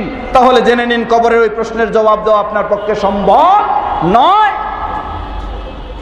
সুতরাং প্রিয় ভাইরা, শুধু জন্মগত মুসলিম হিসাবে দাবি করলে নয়, জন্মগত সহিহ আকীদার দাবি করলে নয়, আপনাকে বাস্তবে আপনার জীবনে আল্লাহর দেওয়া যে দিন, সেই দিনের আলোকে আপনার গোটা জীবনকে পরিচালনা যদি না করতে পারেন, তাহলে কখনোই আপনার পক্ষে কবরে আপনার দিন ইসলাম এই জবাব দেওয়া সম্ভব হবে না। সহজ কথা। এখন মানব রচিত দিন বলতে কি বুঝাই? আমাদের দেশে মানব রচিত দিন বলতে কয়েক ধরনের রয়েছে। কতগুলি রয়েছে যেগুলি সরাসরি স্পষ্ট, যার ইসলামের সাথে কোনো সম্পর্ক নাই, এটা সরাসরি স্পষ্ট, সবাই জানে। আবার কতগুলি রয়েছে যেগুলি ইসলামের নাম দিয়ে আমাদের সমাজে চলছে, যেগুলি ইসলামের নাম দিয়ে আমাদের সমাজে চলছে। একজন পীর সাহেবের মুরিদ, তিনিও দিন মানেন। একজন পীর সাহেবের মুরিদ, তিনিও দিন মানেন। তার দিন কি? ওই সেই মানব রচিত জীবন ব্যবস্থার যে দিন, সেই দিন আর পীর সাহেবদের তৈরি করে দেওয়া কোরআন সুন্নাহর পরিপন্থী দিন, দুটোর মাঝে সামান্যতম পার্থক্য নেই, একই অবস্থা সব। আমি ধরে নেন একজন মানুষ, সে ব্যক্তি ইসলামের অনুসারী নয় বলে দাবি করেন, আরেকজন ব্যক্তি ইসলামের অনুসারী বলে দাবি করেন। সামনে রয়েছে কোরআন এবং সহিহ হাদিস। এই কোরআন এবং সহিহ হাদিসকে বাদ দিয়ে যিনি ইসলামের অনুসারী না বলে ঘোষণা দিয়েছেন, তিনি যদি কোরআন সহিহ হাদিসের পরিপন্থী একটা নিয়ম তৈরি করে দেন, আর যিনি ইসলামের অনুসারী বলে দাবি করেন, সামনে কোরআন এবং হাদিসকে বাদ দিয়ে নিজের ইচ্ছা মতো যদি ইসলামের নাম কোনো একটা নিয়ম তৈরি করে দেয়, দুটোর মাঝে কোনো পার্থক্য আছে? কোনো পার্থক্য থাকবে? কোনো পার্থক্য থাকবে না, একই বিষয়। এই জন্য আজকে দেখুন আমাদের সমাজে একটি আয়াত নিয়ে অনেক আলোচনা করেন। আল্লাহ সুবহানাহু ওয়া তাআলা সূরা মায়েদায় সেই আয়াতটিকে 3 বার ব্যবহার করেছেন 3 ভাবে। আল্লাহ রাব্বুল আলামিন বলেন, মান লাম ইয়াহকুম বিমা আনজালাল্লাহ ফাউলাইকা হুমুল কাফিরুন উলাইকা হুমুল ফাসিকুন উলাইকা হুমুল যালিমুন উলাইকা হুমুল ফাসিকুন। 3 বার আল্লাহ সুবহানাহু ওয়া তাআলা 3 শব্দ ব্যবহার করেছেন, কিন্তু প্রথম অংশটুকু এক, মান লাম ইয়াহকুম বিমা আনজালাল্লাহ, যে কি করবে না, সিদ্ধান্ত নিবে না, ফয়সালা করবে না, কি দিয়ে? আল্লাহ যা নাজিল করেছেন সেটাকে দিয়ে। তাহলে একজন মানুষ যিনি ইসলামের বাইরে হিসাবে যদি এটা করে থাকে, তাহলে তার হুকুম যে আর একজন নিজেকে মুসলিম দাবি করাও, তিনি যদি কোরআন এবং হাদিসের আল্লাহ নাজিল করেছেন অর্থাৎ কোরআন এবং হাদিস এটাকে বাদ দিয়েও যদি তিনি তার নিজের মন গড়া ফয়সালা দিয়েও সেটাকে চালানোর চেষ্টা করেন, তাহলে দুটোর মাঝে কোনো পার্থক্য নেই, সমান। সুতরাং আপনাকে মনে রাখতে হবে, আপনি এই বললে চলবে না যে কোনো পীর সাহেবের তরিকা ধরেছেন তাই আপনি একেবারেই পার হয়ে গেছেন, কবরের জবাব দেওয়া আপনার সহজ হয়ে গেছে, এমনটি কোনোদিন চিন্তা করার সুযোগ নেই। যদি আপনার পীর সাহেব কোরআন এবং সহিহ হাদিসে যা বিধান রয়েছে সেই বিধান অনুযায়ী যদি আপনাকে গাইড না করে থাকে, তাহলে এই জবাব দেওয়া কখনো সম্ভব নয়। সুতরাং দ্বিতীয় প্রশ্ন, ওয়ামা দীনুকা, তোমার দিন কি? জবাব ইসলাম। এই ইসলামের জবাবটা আপনার পক্ষে তখনই সম্ভব হবে, ইসলাম মানেই হলো কোরআন এবং হাদিসের আলোকে, না কোরআন হাদিসের বাইরে। কোরআন এবং সহিহ হাদিসের আলোকে এই দুটো বিষয় আপনার জীবনে সর্বক্ষেত্রে যখন আপনি মেনে চলবেন এই ইসলাম, তাহলে আপনার এই জবাব দেওয়া সম্ভব হবে। আর যদি এটা না মেনে চলেন, পীর সাহেবের তৈরি করা দিন মানেন, বুজুর্গের তৈরি করা দিন মানেন, অলিয়া উলিয়ার তৈরি করা দিন মানেন, গাউস কুতুবের তৈরি করা দিন মানেন, অমুক নেতার তৈরি করা দিন মানেন, অমুক নেত্রীর তৈরি করা দিন মানেন, আর অমুক গোষ্ঠীর তৈরি করা দিন মানেন, অমুক দলের তৈরি করা দিন মানেন, অমুক দার্শনিকের তৈরি করা দিন মানেন, অমুক বুদ্ধিজীবীর তৈরি করা দিন মানেন, জেনে নেন আপনার পক্ষে কবরে ওই দিনের জবাব দেওয়া সম্ভব হবে না। প্রিয় ভাইরা আমার, সুতরাং কবরের দ্বিতীয় প্রশ্নের জবাব দিতে হলে আপনাকে ফিরে আসতে হবে আল্লাহর পক্ষ থেকে দেওয়া দিন ইসলাম, যার মূলেই হচ্ছে কোরআন এবং সহিহ হাদিস। সেই আলোকেই দুনিয়ার জীবনে যখন আপনি দিন মেনে চলবেন, তাহলে আপনার পক্ষে সম্ভব হবে কবরের জীবনে এই প্রশ্নের জবাব দেওয়া। আমরা যেন সেটি মেনে নিতে পারি, আল্লাহ আমাদের সকলকে সে তৌফিক দান করেন, বলুন আল্লাহ। তৃতীয় প্রশ্ন, ওমান হাদার রাজুল ও ওমান নবিয়ুকা, তোমার নবী কে? অথবা বলা হবে এই লোকটা কে? জবাব, এই লোকটা আমার পীর সাহেব। হ্যাঁ, কি জবাব? এই লোকটা আমার বুজুর্গ, এই লোকটা আমার কেবলা। জেনে নিন, পৃথিবীর বুকে যদি আপনি সকল আলেম ওলামাকে বাদ দিয়ে মুহাম্মদ সাল্লাল্লাহু আলাইহি ওয়াসাল্লামকে প্রাধান্য দিতে না পারেন, তাহলে কবরের জীবনে ওই প্রশ্নের জবাব আপনার পক্ষে দেওয়া সম্ভব নয়। পৃথিবীর জীবনে জীবিত থাকা অবস্থায় ইসলামের কোনো আদর্শের ক্ষেত্রে, কোনো বিধিবিধানের ক্ষেত্রে, আপনার কোনো আচার আচরণের ক্ষেত্রে অনুসরণের জন্য আপনি যখন বেছে নিয়েছেন মুহাম্মদ সাল্লাল্লাহু আলাইহি ওয়াসাল্লামকে, যে কোনো বিষয়ে আপনাকে বলা হবে এই বিষয়ে আকীদা কি, আপনি বলবেন মুহাম্মদ সাল্লাল্লাহু আলাইহি ওয়াসাল্লাম যা বলেছেন তাই। এই বিষয়ে সালাতের নিয়ম কি, মুহাম্মদ সাল্লাল্লাহু আলাইহি ওয়াসাল্লাম যা দিয়েছেন তাই। এই বিষয়ে যাকাতের নিয়ম কি, মুহাম্মদ সাল্লাল্লাহু আলাইহি ওয়াসাল্লাম যা দিয়েছেন তাই। এই বিষয়ে পর্দার নিয়ম কি, মুহাম্মদ সাল্লাল্লাহু আলাইহি ওয়াসাল্লাম যা দিয়েছেন তাই। এই বিষয়ে যাকাতের নিয়ম কি, মুহাম্মদ সাল্লাল্লাহু আলাইহি ওয়াসাল্লাম যা দিয়েছেন তাই। এই বিষয়ে সামাজিক নিয়ম কি, মুহাম্মদ সাল্লাল্লাহু আলাইহি ওয়াসাল্লাম যা দিয়েছেন তাই। এই ব্যাপারে পারিবারিক নিয়ম কি, মুহাম্মদ সাল্লাল্লাহু আলাইহি ওয়াসাল্লাম যা দিয়েছেন তাই। এই ব্যাপারে রাষ্ট্রীয় নিয়ম কি, মুহাম্মদ সাল্লাল্লাহু আলাইহি ওয়াসাল্লাম যা দিয়েছেন তাই। জীবনের সর্বক্ষেত্রে মুহাম্মদ সাল্লাল্লাহু আলাইহি ওয়াসাল্লামকে যদি আপনি এভাবে মেনে নিতে পারেন, তাহলে ইনশাআল্লাহ আপনার পক্ষে সম্ভব হবে কবরে মুহাম্মদ সাল্লাল্লাহু আলাইহি ওয়াসাল্লামকে চিনা। আর যদি আপনি বলেন যে ঠিক আছে হাদিসে আছে বুঝলাম, কিন্তু আমার পীর সাহেব বাবাজি তো এইটা বলেননি তাই মানতে পারলাম না, জেনে নিন মুহাম্মদ সাল্লাল্লাহু আলাইহি ওয়াসাল্লামকে চিনা আপনার পক্ষে সম্ভব হবে। সামান্য ছোট্ট একটি বিষয় শুনে নিন। সহিহ বুখারীর হাদিস, আল্লাহ রাসূল সাল্লাল্লাহু আলাইহি ওয়াসাল্লাম বলেন, ইন্নী ফারাতুকুম আলাল হাউদ, হে আমার উম্মতেরা জেনে নাও তোমাদের জন্য আমি আগেই আমার সেই হাউদের কাছে গিয়ে অপেক্ষা করব তোমাদেরকে স্বাগতম জানানোর জন্য। আলহামদুলিল্লাহ, আমার কাছে দলে দলে মানুষেরা আসবে, আমি তাদেরকে চিনব, তারা আমার উম্মাহ, আমি তাদেরকে চিনব, তারাও আমাকে চিনবে, আমি তাদের নবী। দলে দলে এসে এই হাউস থেকে পানি পান করে যাবে। হঠাৎ এমন একটি দল আসবে, আমি তাদেরকে চিনতেছি, কিছু আলামত আছে, তারাও আমাকে চিনতেছে। সুম্মা ইউহালু বাইনি ওয়া বাইনাহুম, হঠাৎ পান করার আগেই তাদের এবং আমার মাঝে একটা আড়াল তৈরি করে দেওয়া হবে, হাউজের পানি পান করতে আসতে পারবে না। রাসূল সাল্লাল্লাহু আলাইহি ওয়াসাল্লাম বললেন, আমি জিজ্ঞাসা করব জিবরিলকে, ব্যাপারটা কি, তাদের অপরাধটা কোথায়? আমি চিনতেছি তারা আমার উম্মত, তারাও আমাকে চিনতেছে, আমি তাদের নবী, তাহলে কেন তাদেরকে এই সুযোগটা দেওয়া হচ্ছে না? জিবরিল আলাইহিস সালাম বলবেন, ফাইন্নাকা লা তাদরি মা আহদাসু বা'দাক, হে নবী, আপনি পৃথিবীতে যেভাবে দিন রেখে এসেছিলেন, আপনার এই দিনটাতে নিজের মন গড়া প্রবৃত্তির অনুসরণ করে তারা যা কিছু তৈরি করেছে আপনার অবর্তমানে আপনি সেটা জানেন না। এ কারণেই আপনি তাদেরকে উম্মত হিসাবে চিনলেও, তারা আপনাকে নবী হিসাবে জানলেও, তাদের মাঝে এই আড়াল তৈরি করে দেওয়া হয়েছে, তাদের পক্ষে এই হাউজে এসে পানি পান করা সম্ভব হবে। নবী সাল্লাল্লাহু আলাইহি ওয়াসাল্লাম শোনার সাথে সাথেই বলবেন, সুহকান সুহকান লিমান গায়্যারা বাজি, ধিক্কার তাদের জন্য, দূর হয়ে যাও তারা যারা আমার দিনকে যেভাবে রেখে এসেছি সেই দিনকে যারা বিকৃত করে ফেলেছে, তাদের পক্ষে আজকে এই হাউজের কাছে আসার সুযোগ হবে। মুহাম্মদ সাল্লাল্লাহু আলাইহি ওয়াসাল্লাম যেই দিন রেখে গেছেন সেই দিনে তো 4টা মাযহাবই রেখে গেছেন, তাই না? হ্যাঁ, রেখে যান নাই? তাহলে 4টা মাযহাব না রেখে গেল, 14টা তো তরিকা রেখে গেছেন।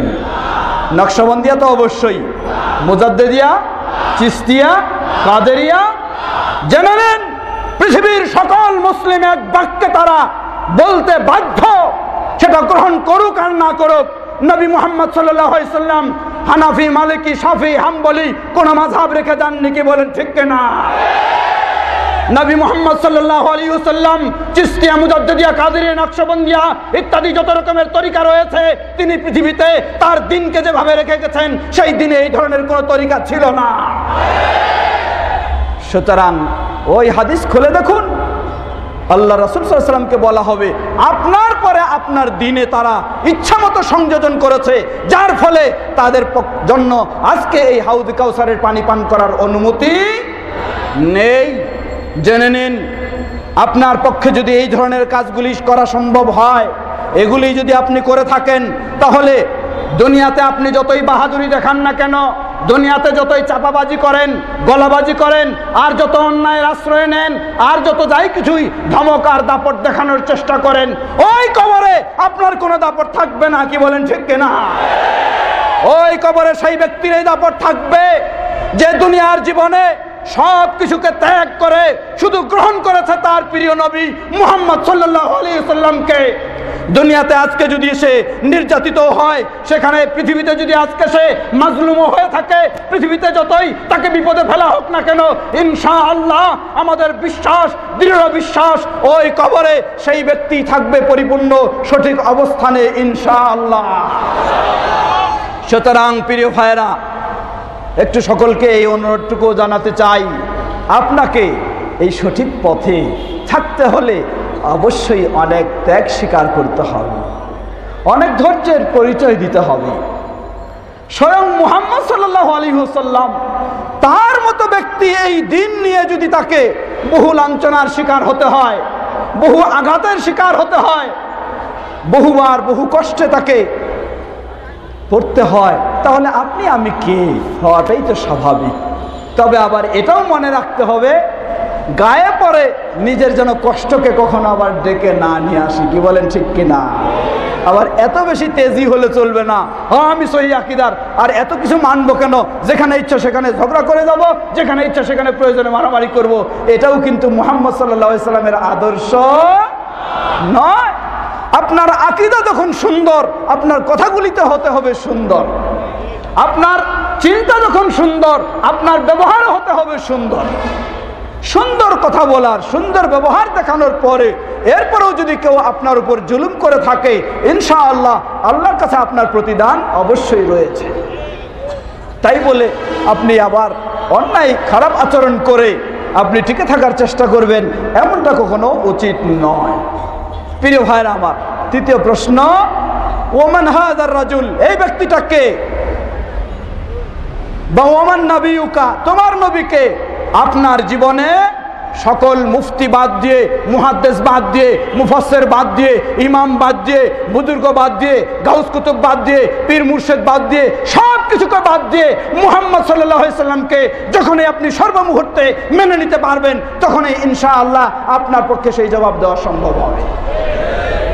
আমরা যেন আমাদের জীবনে সেভাবেই মুহাম্মদ সাল্লাল্লাহু আলাইহি সাল্লামকে মেনে নিতে পারি, আল্লাহ আমাদের সকলকে সে তৌফিক দান করুন। তবে একটি বিষয় আবার মনে রাখবেন, আমাদের কিছু বিষয় রয়েছে, অনেক সময় সেগুলির ক্ষেত্রে গরম হয়ে আমরা এমন অবস্থানে চলে যাই, যেমন ধরে নেন, উদাহরণস্বরূপ বলি, আমিরুল মুমিনিন ওমর রাদিয়াল্লাহু আনহু, তার যুগে, তার সময়ে রাসূল সাল্লাল্লাহু আলাইহি ওয়াসাল্লাম রমজানের মাসের 30 দিনেই তিনি তারাবির সালাত জামাতের সাথে পড়েননি। শুরু হয়েছে কার যুগে? ওমর রাদিয়াল্লাহু আনহুর যুগে। ওসমান রাদিয়াল্লাহু আনহুর যুগে আরেকটি শুরু হলো। তিনি ইজতিহাদ করে প্রয়োজন মনে করলেন সতর্কতামূলক আরেকটি আযান চালু করার। আপনি আবার এত বেশি আবেগী হবেন না যে সেই ওমর রাদিয়াল্লাহু আনহুকে বেদাত বলে, ওসমান রাদিয়াল্লাহু আনহুকে বেদাতি বলে নিজে আবার বেশি সুন্নাহর অনুসারী হওয়ার চেষ্টা করবেন। এমন আবেগে যদি হন, তাহলেও কিন্তু মুহাম্মদ সাল্লাল্লাহু আলাইহি সাল্লামকে পাওয়া সম্ভব নয়। আপনাকে অবশ্যই অত্যন্ত গুরুত্ব দিয়ে, আবার অত্যন্ত সচেতনতা ও সতর্কতার সাথে অবস্থান নিতে হবে। আল্লাহ রাসূল সাল্লাল্লাহু আলাইহি ওয়াসাল্লাম, সে বিষয়ে দীর্ঘ কথা বলছি না, আপনাকে অবশ্যই মনে রাখতে হবে। তিনি ওই হাদিসে বললেন, সাতাফতারিকু উম্মতি ইলা 73 ফিরকা কুল্লুহা ফিন্নার ইল্লা ওয়াহিদা, আমার উম্মত 73 দলে বিভক্ত হয়ে সবাই যাবে জাহান্নামে, একটি ব্যতীত। জিজ্ঞাসা করা হলো তারা কারা? বললেন, হিয়া মা আনা আলাইহি ওয়া আসহাবি, এরা হলো তারা যেখানে রয়েছে কারা? শুধু নবী সাল্লাল্লাহু আলাইহি ওয়াসাল্লাম বললেন যে আমি এবং আমার সাহাবাই কেরামের আদর্শ এই অনুযায়ী যারা থাকবে। সুতরাং আবার এইভাবে কখনো আপনার বলা উচিত হবে না, সুযোগ নাই যে কোন সাহাবী কি করেছেন, তিনি ভুল করেছেন, তিনি বেদাত করেছেন, বা কোন খলিফা কি করেছেন, তিনি এই করেছেন, আর রাসূল সাল্লাল্লাহু আলাইহি ওয়াসাল্লাম এটা করেছেন, তাই এটাই শুধু মানবো। এই ধরনের সীমা লঙ্ঘন করার কোনো অনুমতি নাই। কারণ বিশেষ করে খোলাফায়ে রাশিদিন, সাহাবায়ে কেরাম, তাদের কোনো বিষয়ে কোন আহলুস সুন্নাহ ওয়াল জামাতের অনুসারী যে হবে, তার মুখ দিয়ে সেই সাহাবী ও খলিফা তাদের বিষয়ে সামান্য বিন্দু পরিমাণও অনীহা ভাব প্রকাশ পাবে এমন ধরনের কথা বের হতে পারে, স্পষ্ট বলবে। কোন সাহাবীর কাছে যদি কিছু বেশি দেখে থাকে কেউ, তিনি সহজভাবে বলবেন যে আল্লাহ রাসূল সাল্লাল্লাহু আলাইহি ওয়াসাল্লামের কাছে এই ছিল, এতটুকুই আমরা মানব, সেটি ছিল না তাই মানব না, এভাবে আপনি বলতে পারেন। কিন্তু কখনো সেই সাহাবীকে আবার কি করতে পারবেন না, কোনো রকমের সেই সাহাবীর বিষয়ে খারাপ মন্তব্য, অশালীন ভাষায় কথা বলার আপনার অনুমতি নেই। কারণ এটাও হলো সেই রাসূল সাল্লাল্লাহু আলাইহি ওয়াসাল্লামের সুন্নাহ। তিনি বলেছেন, লা তাসুব্বু আসহাবি, আমার সাহাবীদেরকে তোমরা গালিগালাজ করো না। কোন সাহাবী, তারা মানুষ ছিলেন, তারা নবীর মতো মাসুম নন, সেই হিসাবে কোনো সাহাবীর ত্রুটি হতে পারে, অসম্ভব নয়। কিন্তু সেটাকে আপনি কখনো মনের মধ্যে ভিতরে সেরকম খারাপ চিন্তা রেখে সাহাবীর বিষয়ে কখনো মন্তব্য করতে পারবেন না, সে বিষয়টিও মনে রাখতে হবে। প্রিয় ভাইরা আমার, আসুন কবরের সেই তৃতীয় প্রশ্নের জবাব দেওয়ার জন্য আমাদের বাহ্যিক পার্থিব জীবনে এই প্রস্তুতি থাকতে হবে, আমরা যেন জীবনের সর্বক্ষেত্রে, যেভাবে তিনি বলেছেন, লা ইউমিনু আহাদুকুম হাত্তা আকুনা আহাব্বা ইলাইহি মিন ওয়ালিদিহি ওয়া ওয়ালাদিহি ওয়ান নাসি আজমাইন, তোমাদের মাঝে কেউ পরিপূর্ণ ঈমানদার হতে পারে না যতক্ষণ না আমি তার কাছে, তার কলিজার টুকরা সন্তান, তার শ্রদ্ধার পাত্র বাবা মা, পৃথিবীর সকল মানুষ, তবে পীর মুর্শিদ বাদ দিয়ে, তাই না?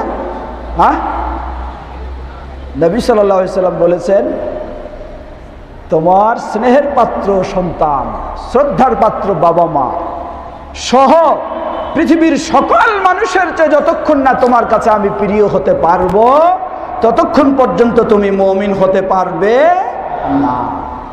এখানে শুধুমাত্র ছাড় রয়েছে পীর মুর্শিদদের, তাই না? তাদেরকে একটু বেশি ভালোবাসা যাবে, বেশি ভালো মনে করা যাবে। এজন্যই তো পীর সাহেবের মুরিদরা কি করে থাকেন, আল্লাহ রাসূল কি বললেন না বললেন ভ্রুক্ষেপ করার প্রয়োজন নাই, পীর সাহেব কি বলেছেন সেটা আমাকে দেখতে হবে। নাউযুবিল্লাহ। যদি এই হয়ে থাকে তাহলে জেনে নিন আপনার দুনিয়াতেও মুমিন বলে নিজেকে দাবি করার কোনো সুযোগ নেই, এবং কবরের জীবনেও মুহাম্মদ সাল্লাল্লাহু আলাইহি সাল্লামকে নবী বলে স্বীকৃতি দেওয়ার কোনো সুযোগ নেই। কবরে প্রশ্ন তাই করা হবে যে তোমার পীর সাহেব কে ছিল, তাই না? তাহলে তোমার মাযহাব কি ছিল, এটা তো প্রশ্ন করা হবে। প্রশ্ন করা হবে না মাযহাব কি ছিল, কিন্তু প্রশ্ন করা হবে দ্বীন কি ছিল। প্রশ্ন করা হবে না পীর সাহেব কে ছিল, বুজুর্গ কে ছিল, মুফতি কে ছিল, গাউস কুতুব কে ছিল, কিন্তু প্রশ্ন করা হবে তোমার নবী কে ছিল। সংক্ষিপ্ত কথা আর দীর্ঘ নয়, এখানেই শেষ করতে চাচ্ছি। আসুন আমরা যেন আজকের এই সংক্ষিপ্ত ধারণাকে সামনে রেখে আমাদের জীবন যেন সেভাবেই গড়তে পারি, যাতে আমরা সেই সহজভাবে কবরের জীবনে আমরা মুক্তি লাভ করে আমাদের কবরটাই যেন জান্নাতের সাথে সম্পৃক্ত হয়ে যায়, এমনই যেন আমরা অবস্থান লাভ করতে পারি। আল্লাহ আমাদের সকলকে সে তৌফিক দান করুন।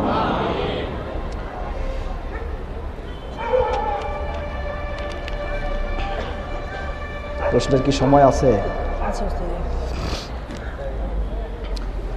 সংক্ষিপ্ত কিছু প্রশ্নের জবাব দিয়ে শেষ করব। প্রশ্ন করেছেন, আমরা শুনেছি সূরা ফাতিহা নাকি কোরআন এর অংশ নয়, এই সম্পর্কে একটু বুঝিয়ে বলবেন। জবাব, এই সম্পর্কে আমি কেমনে বুঝাবো? আমি তো বলি নাই কোনোদিন যে সূরা ফাতিহা কোরআনের অংশ না। যিনি বলেছেন তার কাছেই বোঝা দরকার। আসলে এগুলি কিছু উদ্ভট কথা এবং সমাজে বিশৃঙ্খলা সৃষ্টি করার কিছু চিন্তা ও কথা। তো এই জন্য আলেমদেরকে অবশ্যই সচেতন হয়ে কিছু কথা বলতে হবে। কারণ আপনি যখন কথা বলছেন, আপনার কথাগুলি কয়েক শ্রেণীর মানুষ শুনতেছে। এক শ্রেণী রয়েছে যারা অপেক্ষা করছেন কোরআন ও সহিহ হাদিসের আলোকে সঠিক কিছু পাইলেই সেটা শুনবে এবং মানবে। আবার আরেক শ্রেণী রয়েছে, সে অপেক্ষা করছে আপনার মুখ থেকে কিছু বের হয়ে গেলে এটা নিয়ে একটু অপপ্রচার করার চেষ্টা করবে।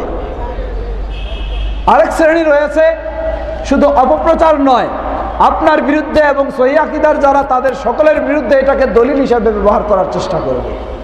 সুতরাং আলেম সমাজের খালি উত্তেজিত হয়ে বা বক্তাদের বিশেষ করে আমি অনুরোধ জানাবো, অতি উৎসাহী হয়ে এমন কিছু বলা উচিত নয়। মুখটাকে আপনাকে কন্ট্রোলে রাখতে হবে। আপনি কি বলছেন, হয়তো কথার মাঝে আপনি বলে ফেলেছেন, আপনার এই কথাটাকে বিভিন্নজন বিভিন্নভাবে ব্যবহার করতে পারে। তাই আমি অনুরোধ জানাবো সকল আলেম সমাজকে অত্যন্ত চিন্তা ভাবনা করে, অতি উৎসাহী হয়ে নয়, চিন্তা ভাবনা করে। আপনি একটা কথা যদি বলতে নাও পারেন অসুবিধা নাই, কিন্তু অতি উৎসাহী হয়ে কিছু বলে যদি ফেলেন আর এটা নিয়ে যদি সমাজে বিশৃঙ্খলা সৃষ্টি হয়ে যায় তাহলে এটি অনেক অসুবিধা। তো প্রশ্ন করেছেন যে আমরা শুনেছি সূরা ফাতিহা নাকি কোরআনের অংশ নয়। আসলে এই কথাটি সঠিক নয়। কোরআনুল কারীমের অবশ্যই সূরা ফাতিহা অংশ, শুধু অংশই নয়, আল্লাহ রাসূল সাল্লাল্লাহু আলাইহি সাল্লাম এটাকে কোরআনের উম্মুল কোরআন বলে আখ্যায়িত করেছেন, কোরআনের একেবারে গুরুত্বপূর্ণ অংশ। হয়তো কেউ দলিল হিসাবে বলবে আল্লাহ সুবহানাহু ওয়া তাআলা বলেন ওয়ালাকাদ আতাইনা সাবআল মাসানি ওয়াল কোরআনাল আযীম, আমি তোমাকে 7টি গুরুত্বপূর্ণ বারবার পাঠ করার আয়াত দিয়েছি এবং মহাগ্রন্থ আল কোরআন দিয়েছি। এটা দিয়ে কেউ দলিল দেওয়ার চেষ্টা করবে যে আল্লাহ এখানে দুটাকে ভিন্ন করেছে। আল্লাহ এখানে দুটাকে ভিন্ন এইভাবে করেননি যে এই সূরা ফাতিহার 7টি আয়াত কোরআনের বাইরে, এটা কখনো নয়। আল্লাহ রাব্বুল আলামিন সেই সূরা বাকারায় আবার বললেন আরেক জায়গায়, হাফিজু আলাস সালাওয়াত ওয়াস সালাতুল উস্তা, হাফিজু আলাস সালাওয়াত, তোমরা সব সালাতগুলিকে সংরক্ষণ করো। এরপরে আবার বললেন ওয়াস সালাতুল উস্তা, মধ্যবর্তী সালাতকে সংরক্ষণ করো। এর মানে কি মধ্যবর্তী সালাত বলতে 5 ওয়াক্ত সালাত, আবার আরেকটা হলো 6 ওয়াক্ত সালাত? না, এই শেষে যেটাকে আরো গুরুত্ব দিয়ে বললেন সেটা ওই 5-এর মাঝেই রয়েছে, কিন্তু এর গুরুত্ব বেশি বোঝানোর জন্য আল্লাহ সুবহানাহু ওয়া তাআলা এটাকে আরো একাকীভাবে উল্লেখ করলেন। সুতরাং সূরা ফাতিহা অবশ্যই কোরআন কারীমের অংশ, কিন্তু এটার গুরুত্ব বেশি বোঝানোর জন্য আল্লাহ সুবহানাহু ওয়া তাআলা সেভাবে আলাদাভাবে উল্লেখ করেছেন। এটি কখনো কোরআনের বাইরের অংশ নয়। যারা বুঝে থাকেন এটি ভুল বুঝ, এটি এইভাবে অপপ্রচার করা উচিত নয়। আংটি পরা আল কোরআন ও হাদিসের কথায় আছে যদি কেউ শখ করে পড়ে তাহলে হারাম হবে ও নিয়ত করে পড়লে শিরক হবে, এই কথাটি কি ঠিক? জবাব, নিয়ত করে পড়া বলতে কেউ যদি আংটি এই নিয়তে পড়ে, এটা হলো সপ্তধাতুর আংটি বা অমুকের আংটি তমুকের আংটি, এটা পড়লে আমি কি হব, আমার অসুখগুলি দূর হয়ে যাবে এবং কোনো রোগ জীবাণু আমাকে আক্রমণ করতে পারবে না, এই চিন্তায় যদি কেউ আংটি পরে, সেটা যেই আংটি হোক এটা হবে শিরক, এটা হবে শিরক, এটি কখনো বৈধ নয়। তাহলে এই চিন্তায় পড়া নারী হোক পুরুষ হোক সকলের জন্য হারাম। দ্বিতীয়, আংটি যদি অলংকার হিসাবে কেউ পরে তাহলে হুকুম কি? জবাব, নারীদের জন্য অলংকার হিসাবে আংটি পরার অনুমতি রয়েছে, যদিও আংটি গোলাকার হালিক এই হিসাবে কিছু মতামত রয়েছে, কিন্তু সাধারণ বলবো, দলিলের আলোকে বলবো যে নারীদের জন্য অনুমতি রয়েছে। সেই আংটি স্বর্ণের হতে পারে, রৌপ্যর হতে পারে, অসুবিধা নেই। পুরুষের হুকুম কি? সহিহ বুখারীর হাদিস, সাহাবী বলছেন রাসূল সাল্লাল্লাহু আলাইহি সাল্লাম স্বর্ণের আংটি হাতে নিলেন, পরলেন, আমরাও স্বর্ণের আংটি পরলাম। অতঃপর যখন পুরুষের জন্য স্বর্ণ হারাম হয়ে গেল, রাসূল সাল্লাল্লাহু আলাইহি সাল্লাম স্বর্ণ খুলে ফেললেন, রৌপ্যের আংটি বানায় নিলেন, আর আমরাও তখন স্বর্ণের আংটি বাদ দিয়ে রৌপ্যের আংটি বানায় নিয়ে পড়লাম। তো রাসূল সাল্লাল্লাহু আলাইহি সাল্লামের আংটি কি ছিল? রাসূল সাল্লাল্লাহু আলাইহি সাল্লামের আংটি মূলত এটা অলংকার হিসাবে ছিল না, এটা ছিল শিলমোহর। সেই শিলটা রাখার যেখানে সেখানে জায়গা পর্যাপ্ত ছিল না, তো এটা রাখা যেন সহজে সংরক্ষণ করা যায়, যে কেউ যেন এটার অপব্যবহার করতে না পারে, এজন্যই রাসূল সাল্লাম সেই আংটিটা কি করতেন, সেই শিলটাই তিনি হাতে পরে থাকতেন। তবে রাসূল সাল্লাল্লাহু আলাইহি সাল্লামকে লক্ষ্য করে সাহাবায়ে কেরামগণ যখন ব্যবহার করলেন, তারাও আংটি পরলেন, রাসূল সাল্লাম তাদেরকে নিষেধ করেননি। তো এই দৃষ্টিকোণ থেকে কেউ যদি পড়তে চায়, আল্লাহু তাআলা আলাম, স্বর্ণের তো জায়েজ নেই, তবে শ্বশুর শাশুড়ি দিলে জায়েজ হয়ে যাবে, তাই না? অনেক যুবকদের মাঝে পাওয়া যায় হাতে স্বর্ণের আংটি। কি ব্যাপার, হাতে এই আংটি কেন? বলে যে কি করব, এটা খালা শাশুড়ি দিয়েছে। নাউযুবিল্লাহ। জেনে নিন, কোনো সন্দেহ নেই, আল্লাহ রাসূল সাল্লাল্লাহু আলাইহি সাল্লামের সাহাবী, তার হাতে আংটি রয়েছে স্বর্ণের। রাসূল সাল্লাল্লাহু আলাইহি সাল্লাম তাকে বললেন, তোমার এই হাতে স্বর্ণের আংটি থাকা মানে এখানে যেন জাহান্নামের আগুনের আংটি তোমাকে পরায় দেওয়া হবে। সাহাবী সাথে সাথে আংটিটা খুলে একেবারে ফেলে দিলেন। অন্যরা বললেন, তুমি এটা নিয়ে নাও, তুমি নিয়ে বিক্রি করে কাজে লাগাতে পারবে। বললেন যে না, যেই বিষয়ের ক্ষেত্রে রাসূল সাল্লাল্লাহু আলাইহি সাল্লাম আমাকে জাহান্নামের আগুনের ভয় দেখালেন, সেটি বিক্রি করেও আমি কোনো কাজ করতে প্রস্তুত না। কি ধরনের ভয় ছিল দেখুন। আর আপনি বলবেন যে খালা শাশুড়ি দিয়েছে তাই আপনি ব্যবহার করবেন। তবে জেনে নিন, এই সুসংবাদটাও আপনাকে দিয়ে দিচ্ছি, ওই খালা শাশুড়ি এই আংটির মাধ্যমে আপনাকে জাহান্নামে নিয়ে যাবে, ঠিক কিনা? সুতরাং খালা শাশুড়িকে সম্মান করবেন আপনি তার গিফট দেওয়ার জন্য, কিন্তু স্পষ্টভাবে জানাই দিবেন ইসলাম এটাকে হারাম করেছে। আমি আপনার গিফট নিলাম বটে, কিন্তু ইসলাম হারাম করেছে তাই এটি আমি ব্যবহার করতে পারবো না। আপনি এটি বিক্রি করে অন্য কিছু কাজে লাগাবেন, বা কোনো আপনার বোন, স্ত্রী বা আর কাউকে, মেয়ে মানুষকে দিয়ে দিবেন। কোনো পুরুষের জন্য কোনো স্বর্ণের আংটি কখনো বৈধ হবে না।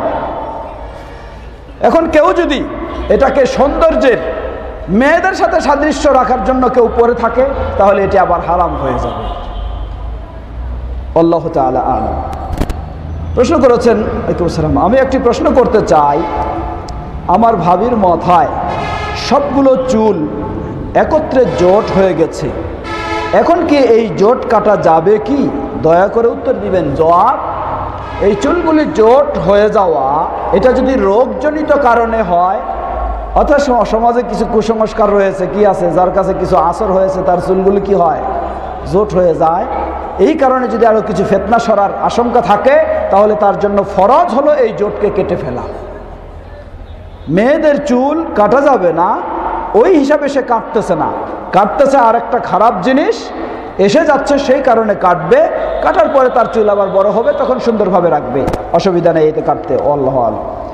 প্রশ্ন করেছেন, আমাদের সমাজে অনেক বিবাহিত মহিলাকে শুনতে হয় যে হাতে চুড়ি না পরলে বা নাকে নাকফুল না পরলে স্বামীর আয়ু কমে যায় বা স্বামীর অমঙ্গল হয়। ঠিক যে বিশ্বাস নিয়ে বিধর্মী মহিলারা শাঁখা সিঁদুর পরে, আজ অনেক মুসলমান মা বোন সেই একই ধরনের কুসংস্কারে বিশ্বাসী হয়ে চুড়ি বা নাকফুল পরেন। আমি আপনার কাছে সহি আকীদা কি জানতে চাই। জবাব, মেয়েরা যদি অলংকার হিসেবে পরে তাহলে জায়েজ রয়েছে, আর না পড়লে স্বামীর কোনো কিছু হবে, সন্তানের কোনো কিছু হবে, বা নিজের কোনো কিছু হবে, এই আকীদা নিয়ে যদি পড়তে যায় তাহলে সেই পড়াটা তার জন্য শিরক হবে। সুতরাং কোনো মেয়ের এই ধরনের আকীদা রাখা কখনো বৈধ নয়, এবং এই ধরনের কথা কাউকেও বলাটাও বৈধ নয়। বরং এটা কেন বলে, কিছু কারণ, কিছু কিয়াস করে বলে। কিয়াস কি? কিয়াস হলো তাদের দলিলটা হচ্ছে কিয়াস। কিয়াসের দলিলটা কি?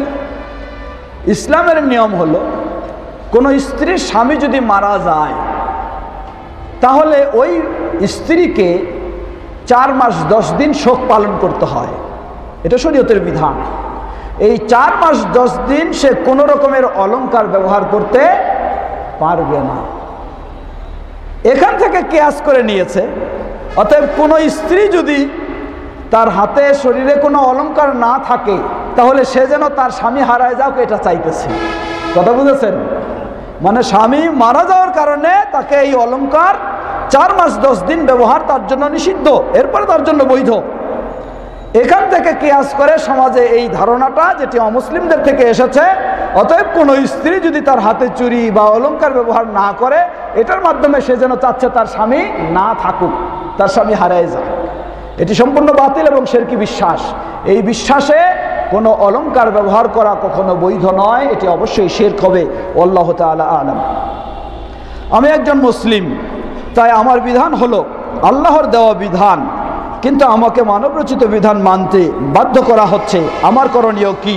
জবাব, ফাত্তাকুল্লাহা মাসতাতা'তুম। আল্লাহ বলছেন তোমার সাধ্য অনুযায়ী আল্লাহকে তুমি ভয় করে চলো। সুতরাং আপনি যেই পরিবেশে আছেন সেই পরিবেশে সর্বাত্মকভাবে আপনি চেষ্টা করবেন মানবরচিত বিধান বর্জন করে আল্লাহর বিধানের উপর প্রতিষ্ঠিত থাকা। আল্লাহ তৌফিক দান করুন। প্রশ্ন করেছেন, কোরআনুল কারীম এবং আহলে হাদিসের আলেম এমন কোনো মাসআলা আছে, আহলে হাদিসের, আচ্ছা, কোরআনুল কারীম এবং আল হাদিসের আলোকে এমন কোনো মাসআলা আছে কি না যে মহিলাদের ইমামতি করা জায়েজ আছে কি না? জবাব, হ্যাঁ, মহিলারা ইমামতি করার ইসলাম তাকে অনুমতি দিয়েছে। এই বিষয়ে আমার সালাতের বইয়ে নারী পুরুষের সালাতের পার্থক্য বর্ণনা করতে গিয়ে যেগুলি সহিহ বর্ণনার আলোকে সেখানে আমি উল্লেখ করেছি যে আবু দাউদের হাদিস, রাসূল সাল্লাল্লাহু আলাইহি ওয়াসাল্লাম মেয়েদের ইমামতির বর্ণনা দিয়েছেন। কোনো মেয়েরা যদি সালাত আদায় করে, যদি তাদের কোনো মেয়ে একজন যদি মহিলা মানুষ একজন ইমামতি করে, তার পিছনে কোনো পুরুষ ইক্তেদা করতে পারবে না। শুধু মহিলা না, তাদের ইমামতি করতে পারে কোনো মহিলা, তবে নিয়ম হলো পুরুষের ইমাম যেমন কাতারের বাইরে দাঁড়াবে, সেই মহিলাদের ইমাম কাতারের বাইরে দাঁড়াবে না, সে কাতারের মাঝেই দাঁড়িয়ে ইমামতি করতে পারে, সহিভাবে প্রমাণিত। আল্লাহু তাআলা আলাম। প্রশ্ন করেছেন, আপনার কাছে জানতে চাই যে আল্লাহ রাব্বুল আলামিন ইয়া আইয়ুহাল্লাযীনা আমানু আতিউল্লাহ ওয়া আতিউর রাসূল ওয়া উলিল আমর দ্বারা কি বুঝাচ্ছেন সেটা বিস্তারিতভাবে জানতে চাই। বিস্তারিত বলার তো সুযোগ নেই, যেহেতু আমার সময়, আমি নিজে করে বলেছি যে ক্লান্তের কারণে স্বল্প সময়ে শেষ করব। তো সংক্ষিপ্ত জবাব, আল্লাহ সুবহানাহু ওয়া তাআলা এই আয়াতে যে নির্দেশ দিয়েছেন, এই আয়াতটিকে দলিল হিসেবে ব্যবহার করে পীর সাহেবের মুরিদরা পীরের মুরিদ হয়ে থাকে। এই আয়াতকে দলিল হিসেবে ব্যবহার করে মাযহাব যারা ফরজ করে দিয়েছেন তারাও এই আয়াতের দলিল হিসেবে ব্যবহার করে। জবাব, না, কখনো এই আয়াত দিয়ে পীর মুরিদি বৈধ হতে পারে না। এই আয়াত দিয়ে মাযহাব কখনো ফরজ করা যেতে পারে না। আল্লাহ সুবহানাহু ওয়া তাআলা এখানে বললেন, যারা ঈমান এনেছো, আতিউল্লাহ ওয়া আতিউর রাসূল, তোমরা আল্লাহর আনুগত্য করো এবং রাসূলের আনুগত্য করো, ওয়া উলিল আমরি মিনকুম, অতঃপর তোমাদের মাঝে যারা নেতৃত্ব দেয় তার আনুগত্য করো। তোমাদের মাঝে যারা তোমাদের দায়িত্বশীল তার আনুগত্য করো। এখানে খেয়াল করবেন, আল্লাহ সুবহানাহু ওয়া তাআলা প্রথমে বললেন আল্লাহর আনুগত্য, রাসূলের আনুগত্য, তারপরে বললেন এবং তোমাদের মাঝে যারা নেতৃত্ব দেয়। এখানে আনুগত্য শব্দটা নিয়ে আসেননি, বললেন শুধু ওয়া উলিল আমরি মিনকুম, তোমাদের মাঝে যারা নেতৃত্ব দেয়। অর্থাৎ তোমাদের মাঝে নেতৃত্ব যে দিবে তার আনুগত্য করতে হবে আল্লাহর আনুগত্যের আলোকে এবং রাসূলের আনুগত্যের আলোকে। এই দুই আলোকে এই ব্যক্তির নেতৃত্ব গ্রহণ করা যাবে, অনুসরণ করা যাবে। সেই দুই আনুগত্যের আলোকের বাইরে যদি হয়ে থাকে, তাহলে স্বয়ং সাহাবীও যদি হয়ে থাকে, তারও আনুগত্য করলে সেই আনুগত্য আপনাকে জাহান্নামে নিয়ে যাবে। এটা আমার কথা না, সহিহ বুখারীর হাদিস, স্পষ্ট। সাহাবী আব্দুল্লাহ বিন হুযাফা রাদিয়াল্লাহু তাআলা আনহু, প্রসিদ্ধ সাহাবী, সেই সাহাবীকে আল্লাহ রাসূল সাল্লাল্লাহু আলাইহি সাল্লাম কোন এক অভিযানে তাকে আমির নিযুক্ত করে সেই অভিযান পাঠালে সেই সাহাবী রাসূল সাল্লাম সাধারণ নিয়ম অনুযায়ী আমিরকে উপদেশ দিলেন তার অধীনস্থ ব্যক্তিদের প্রতি ভালো আচরণের জন্য, আর অধীনস্থ সদস্যদেরকেও বললেন তোমরা তোমাদের আমিরের ভালোভাবে আনুগত্য করবে। সবাইকে উপদেশ দিয়েছেন, পাঠালেন। তো পাঠালে সেই সাহাবী আব্দুল্লাহ বিন হুযাফা রাদিয়াল্লাহু আনহু, তিনি হয়তোবা তার দলের সদস্যদের কারো আচরণ হয়তো ভালো পাননি, যার ফলে তিনি সেখানে যাওয়ার পরে এখন বললেন যে তোমাদেরকে কি আল্লাহ রাসূল সাল্লাল্লাহু আলাইহি ওয়াসাল্লাম নির্দেশ দেননি? আমি তোমাদের যেহেতু আমির, ভালো করে খেয়াল করবেন, আমি তোমাদের যেহেতু আমির, তোমাদের নেতা, আমার আনুগত্য করার জন্য তোমাদেরকে কি নির্দেশ দেননি? সবাই বললেন যে হ্যাঁ দিয়েছেন। তখন তিনি বললেন যে ঠিক আছে, আমি তোমাদের আমির হিসাবে, নেতা হিসাবে তোমাদেরকে নির্দেশ দিচ্ছি, তোমরা কাঠখড়ি সংগ্রহ করো। সংগ্রহ করলেন, তারপর বললেন নির্দেশ দিচ্ছি তোমরা এই কাঠখড়িতে আগুন জ্বালাও। আগুন জ্বালালেন। দ্বিতীয় নির্দেশ পালন করা খুব সহজ, তাই কি না? কাঠখড়ি সংগ্রহ করা কঠিন না, সহজ করলেন। আগুন জ্বালানো সেটাও কঠিন না, সহজ করলেন। তারপর তৃতীয় নির্দেশ দিলেন যে আমি নির্দেশ দিচ্ছি এই আগুনে তোমরা সবাই ঝাঁপ দাও। এটা কি সহজ? এটা তো সহজ না। এখন তারা যেন একটু দ্বিধাদ্বন্দ্বে পড়ে গেলেন, কি করবেন। কিন্তু কেউ কেউ যেন আমিরের যেহেতু নির্দেশ পালন করতে হবে, আল্লাহ রাসূল সাল্লাল্লাহু আলাইহি ওয়াসাল্লাম বলেছেন, কেউ কেউ এরপরেও রাজি। হঠাৎ একজন দাঁড়িয়ে বললেন যে না, হতে পারে না, যে আগুন থেকে বাঁচার জন্য বাপদাদার সব কিছু বর্জন করে মুহাম্মদ সাল্লাল্লাহু আলাইহি ওয়াসাল্লামের দ্বীনকে মেনে নিয়েছি, আবার আপনার নির্দেশে সেই আগুনে আমরা ঝাঁপ দিব, তা হতে পারে না। যতক্ষণ না এই বিষয়ের সিদ্ধান্ত রাসূল সাল্লাল্লাহু আলাইহি ওয়াসাল্লামের কাছে পাই, ততক্ষণ পর্যন্ত আমরা আপনার নির্দেশ মেনে আগুনে ঝাঁপ দিতে পারবো না। যখন এটা বললেন, বলার পরে আর কেউ আগুনে ঝাঁপ দিলেন না, সবাই ফিরে চলে আসলেন। ফিরে আসলে বিষয়টা রাসূল সাল্লামকে জানানো হলো, হাদিস সহিহ বুখারীর, জানানো হলো যে হে আল্লাহ রাসূল সাল্লাম, এই ঘটে গেছে। রাসূল সাল্লাল্লাহু আলাইহি ওয়াসাল্লাম তাদের প্রতি রেগে গিয়ে বললেন জেনে রাখো লাউ দাখালতুম ফিহা মা খারাজতুম মিনহা আবাদা আও কামা ক্বালা নবী সাল্লাল্লাহু আলাইহি সাল্লাম ইন্নামাত তাআতু ফিল মারুফ। জেনে রাখো তোমাদের আমিরের নির্দেশে যদি তোমরা আগুনে ঝাঁপ দিতে তাহলে কোনোদিন আর জাহান্নামের আগুন থেকে তোমরা বের হতে পারতে না। ইন্নামাত তাআতু ফিল মারুফ, আমিরের অনুসরণ করতে হবে শুধু শরীয়ত সম্মত বিষয়। কোন বিষয়ে? শরীয়ত সম্মত বিষয়।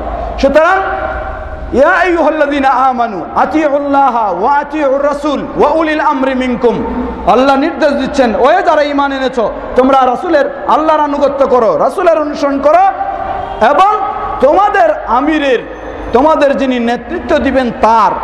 এখানে এই নেতার নেতৃত্বটা যদি আল্লাহ এবং তার রাসূলের নিয়ম অনুযায়ী হয় তখন শুধু তার অনুসরণ চলবে। আল্লাহ এবং তার রাসূলের নিয়মের বাইরে যদি হয় তাহলে এই অনুসরণটা আপনাকে জান্নাতে নয় জাহান্নামে নিয়ে যাবে। সুতরাং কোন পীর সাহেবের আনুগত্য আপনি ততক্ষণ করতে পারবেন যতক্ষণ পীর সাহেবের নির্দেশগুলি কোরআন এবং সহিহ হাদিসের আলোকে থাকবে।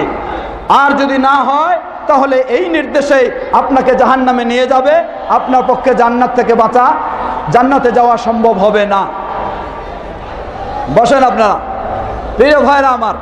সুতরাং এই আয়াতের সহজ ব্যাখ্যা, সহজ কথা হলো আপনাকে নেতার আনুগত্য করতে হবে অন্ধভাবে নয়, নেতার আনুগত্য করতে হবে কোরআন এবং সহিহ হাদিসের আলোকে। কোরআন ও সহিহ হাদিসে যদি ভালোভাবে পাওয়া যায়, নেতার মাঝে থাকে, তাহলেই সেই নেতার আনুগত্য হবে। যদি কোরআন ও সহিহ হাদিসে না হয় তাহলে সেই নেতার আনুগত্য হবে না। ওয়াল্লাহু তাআলা আ'লাম। প্রশ্নের জবাব এখানে আমরা শেষ করছি। ঢুকি ছিল পরে।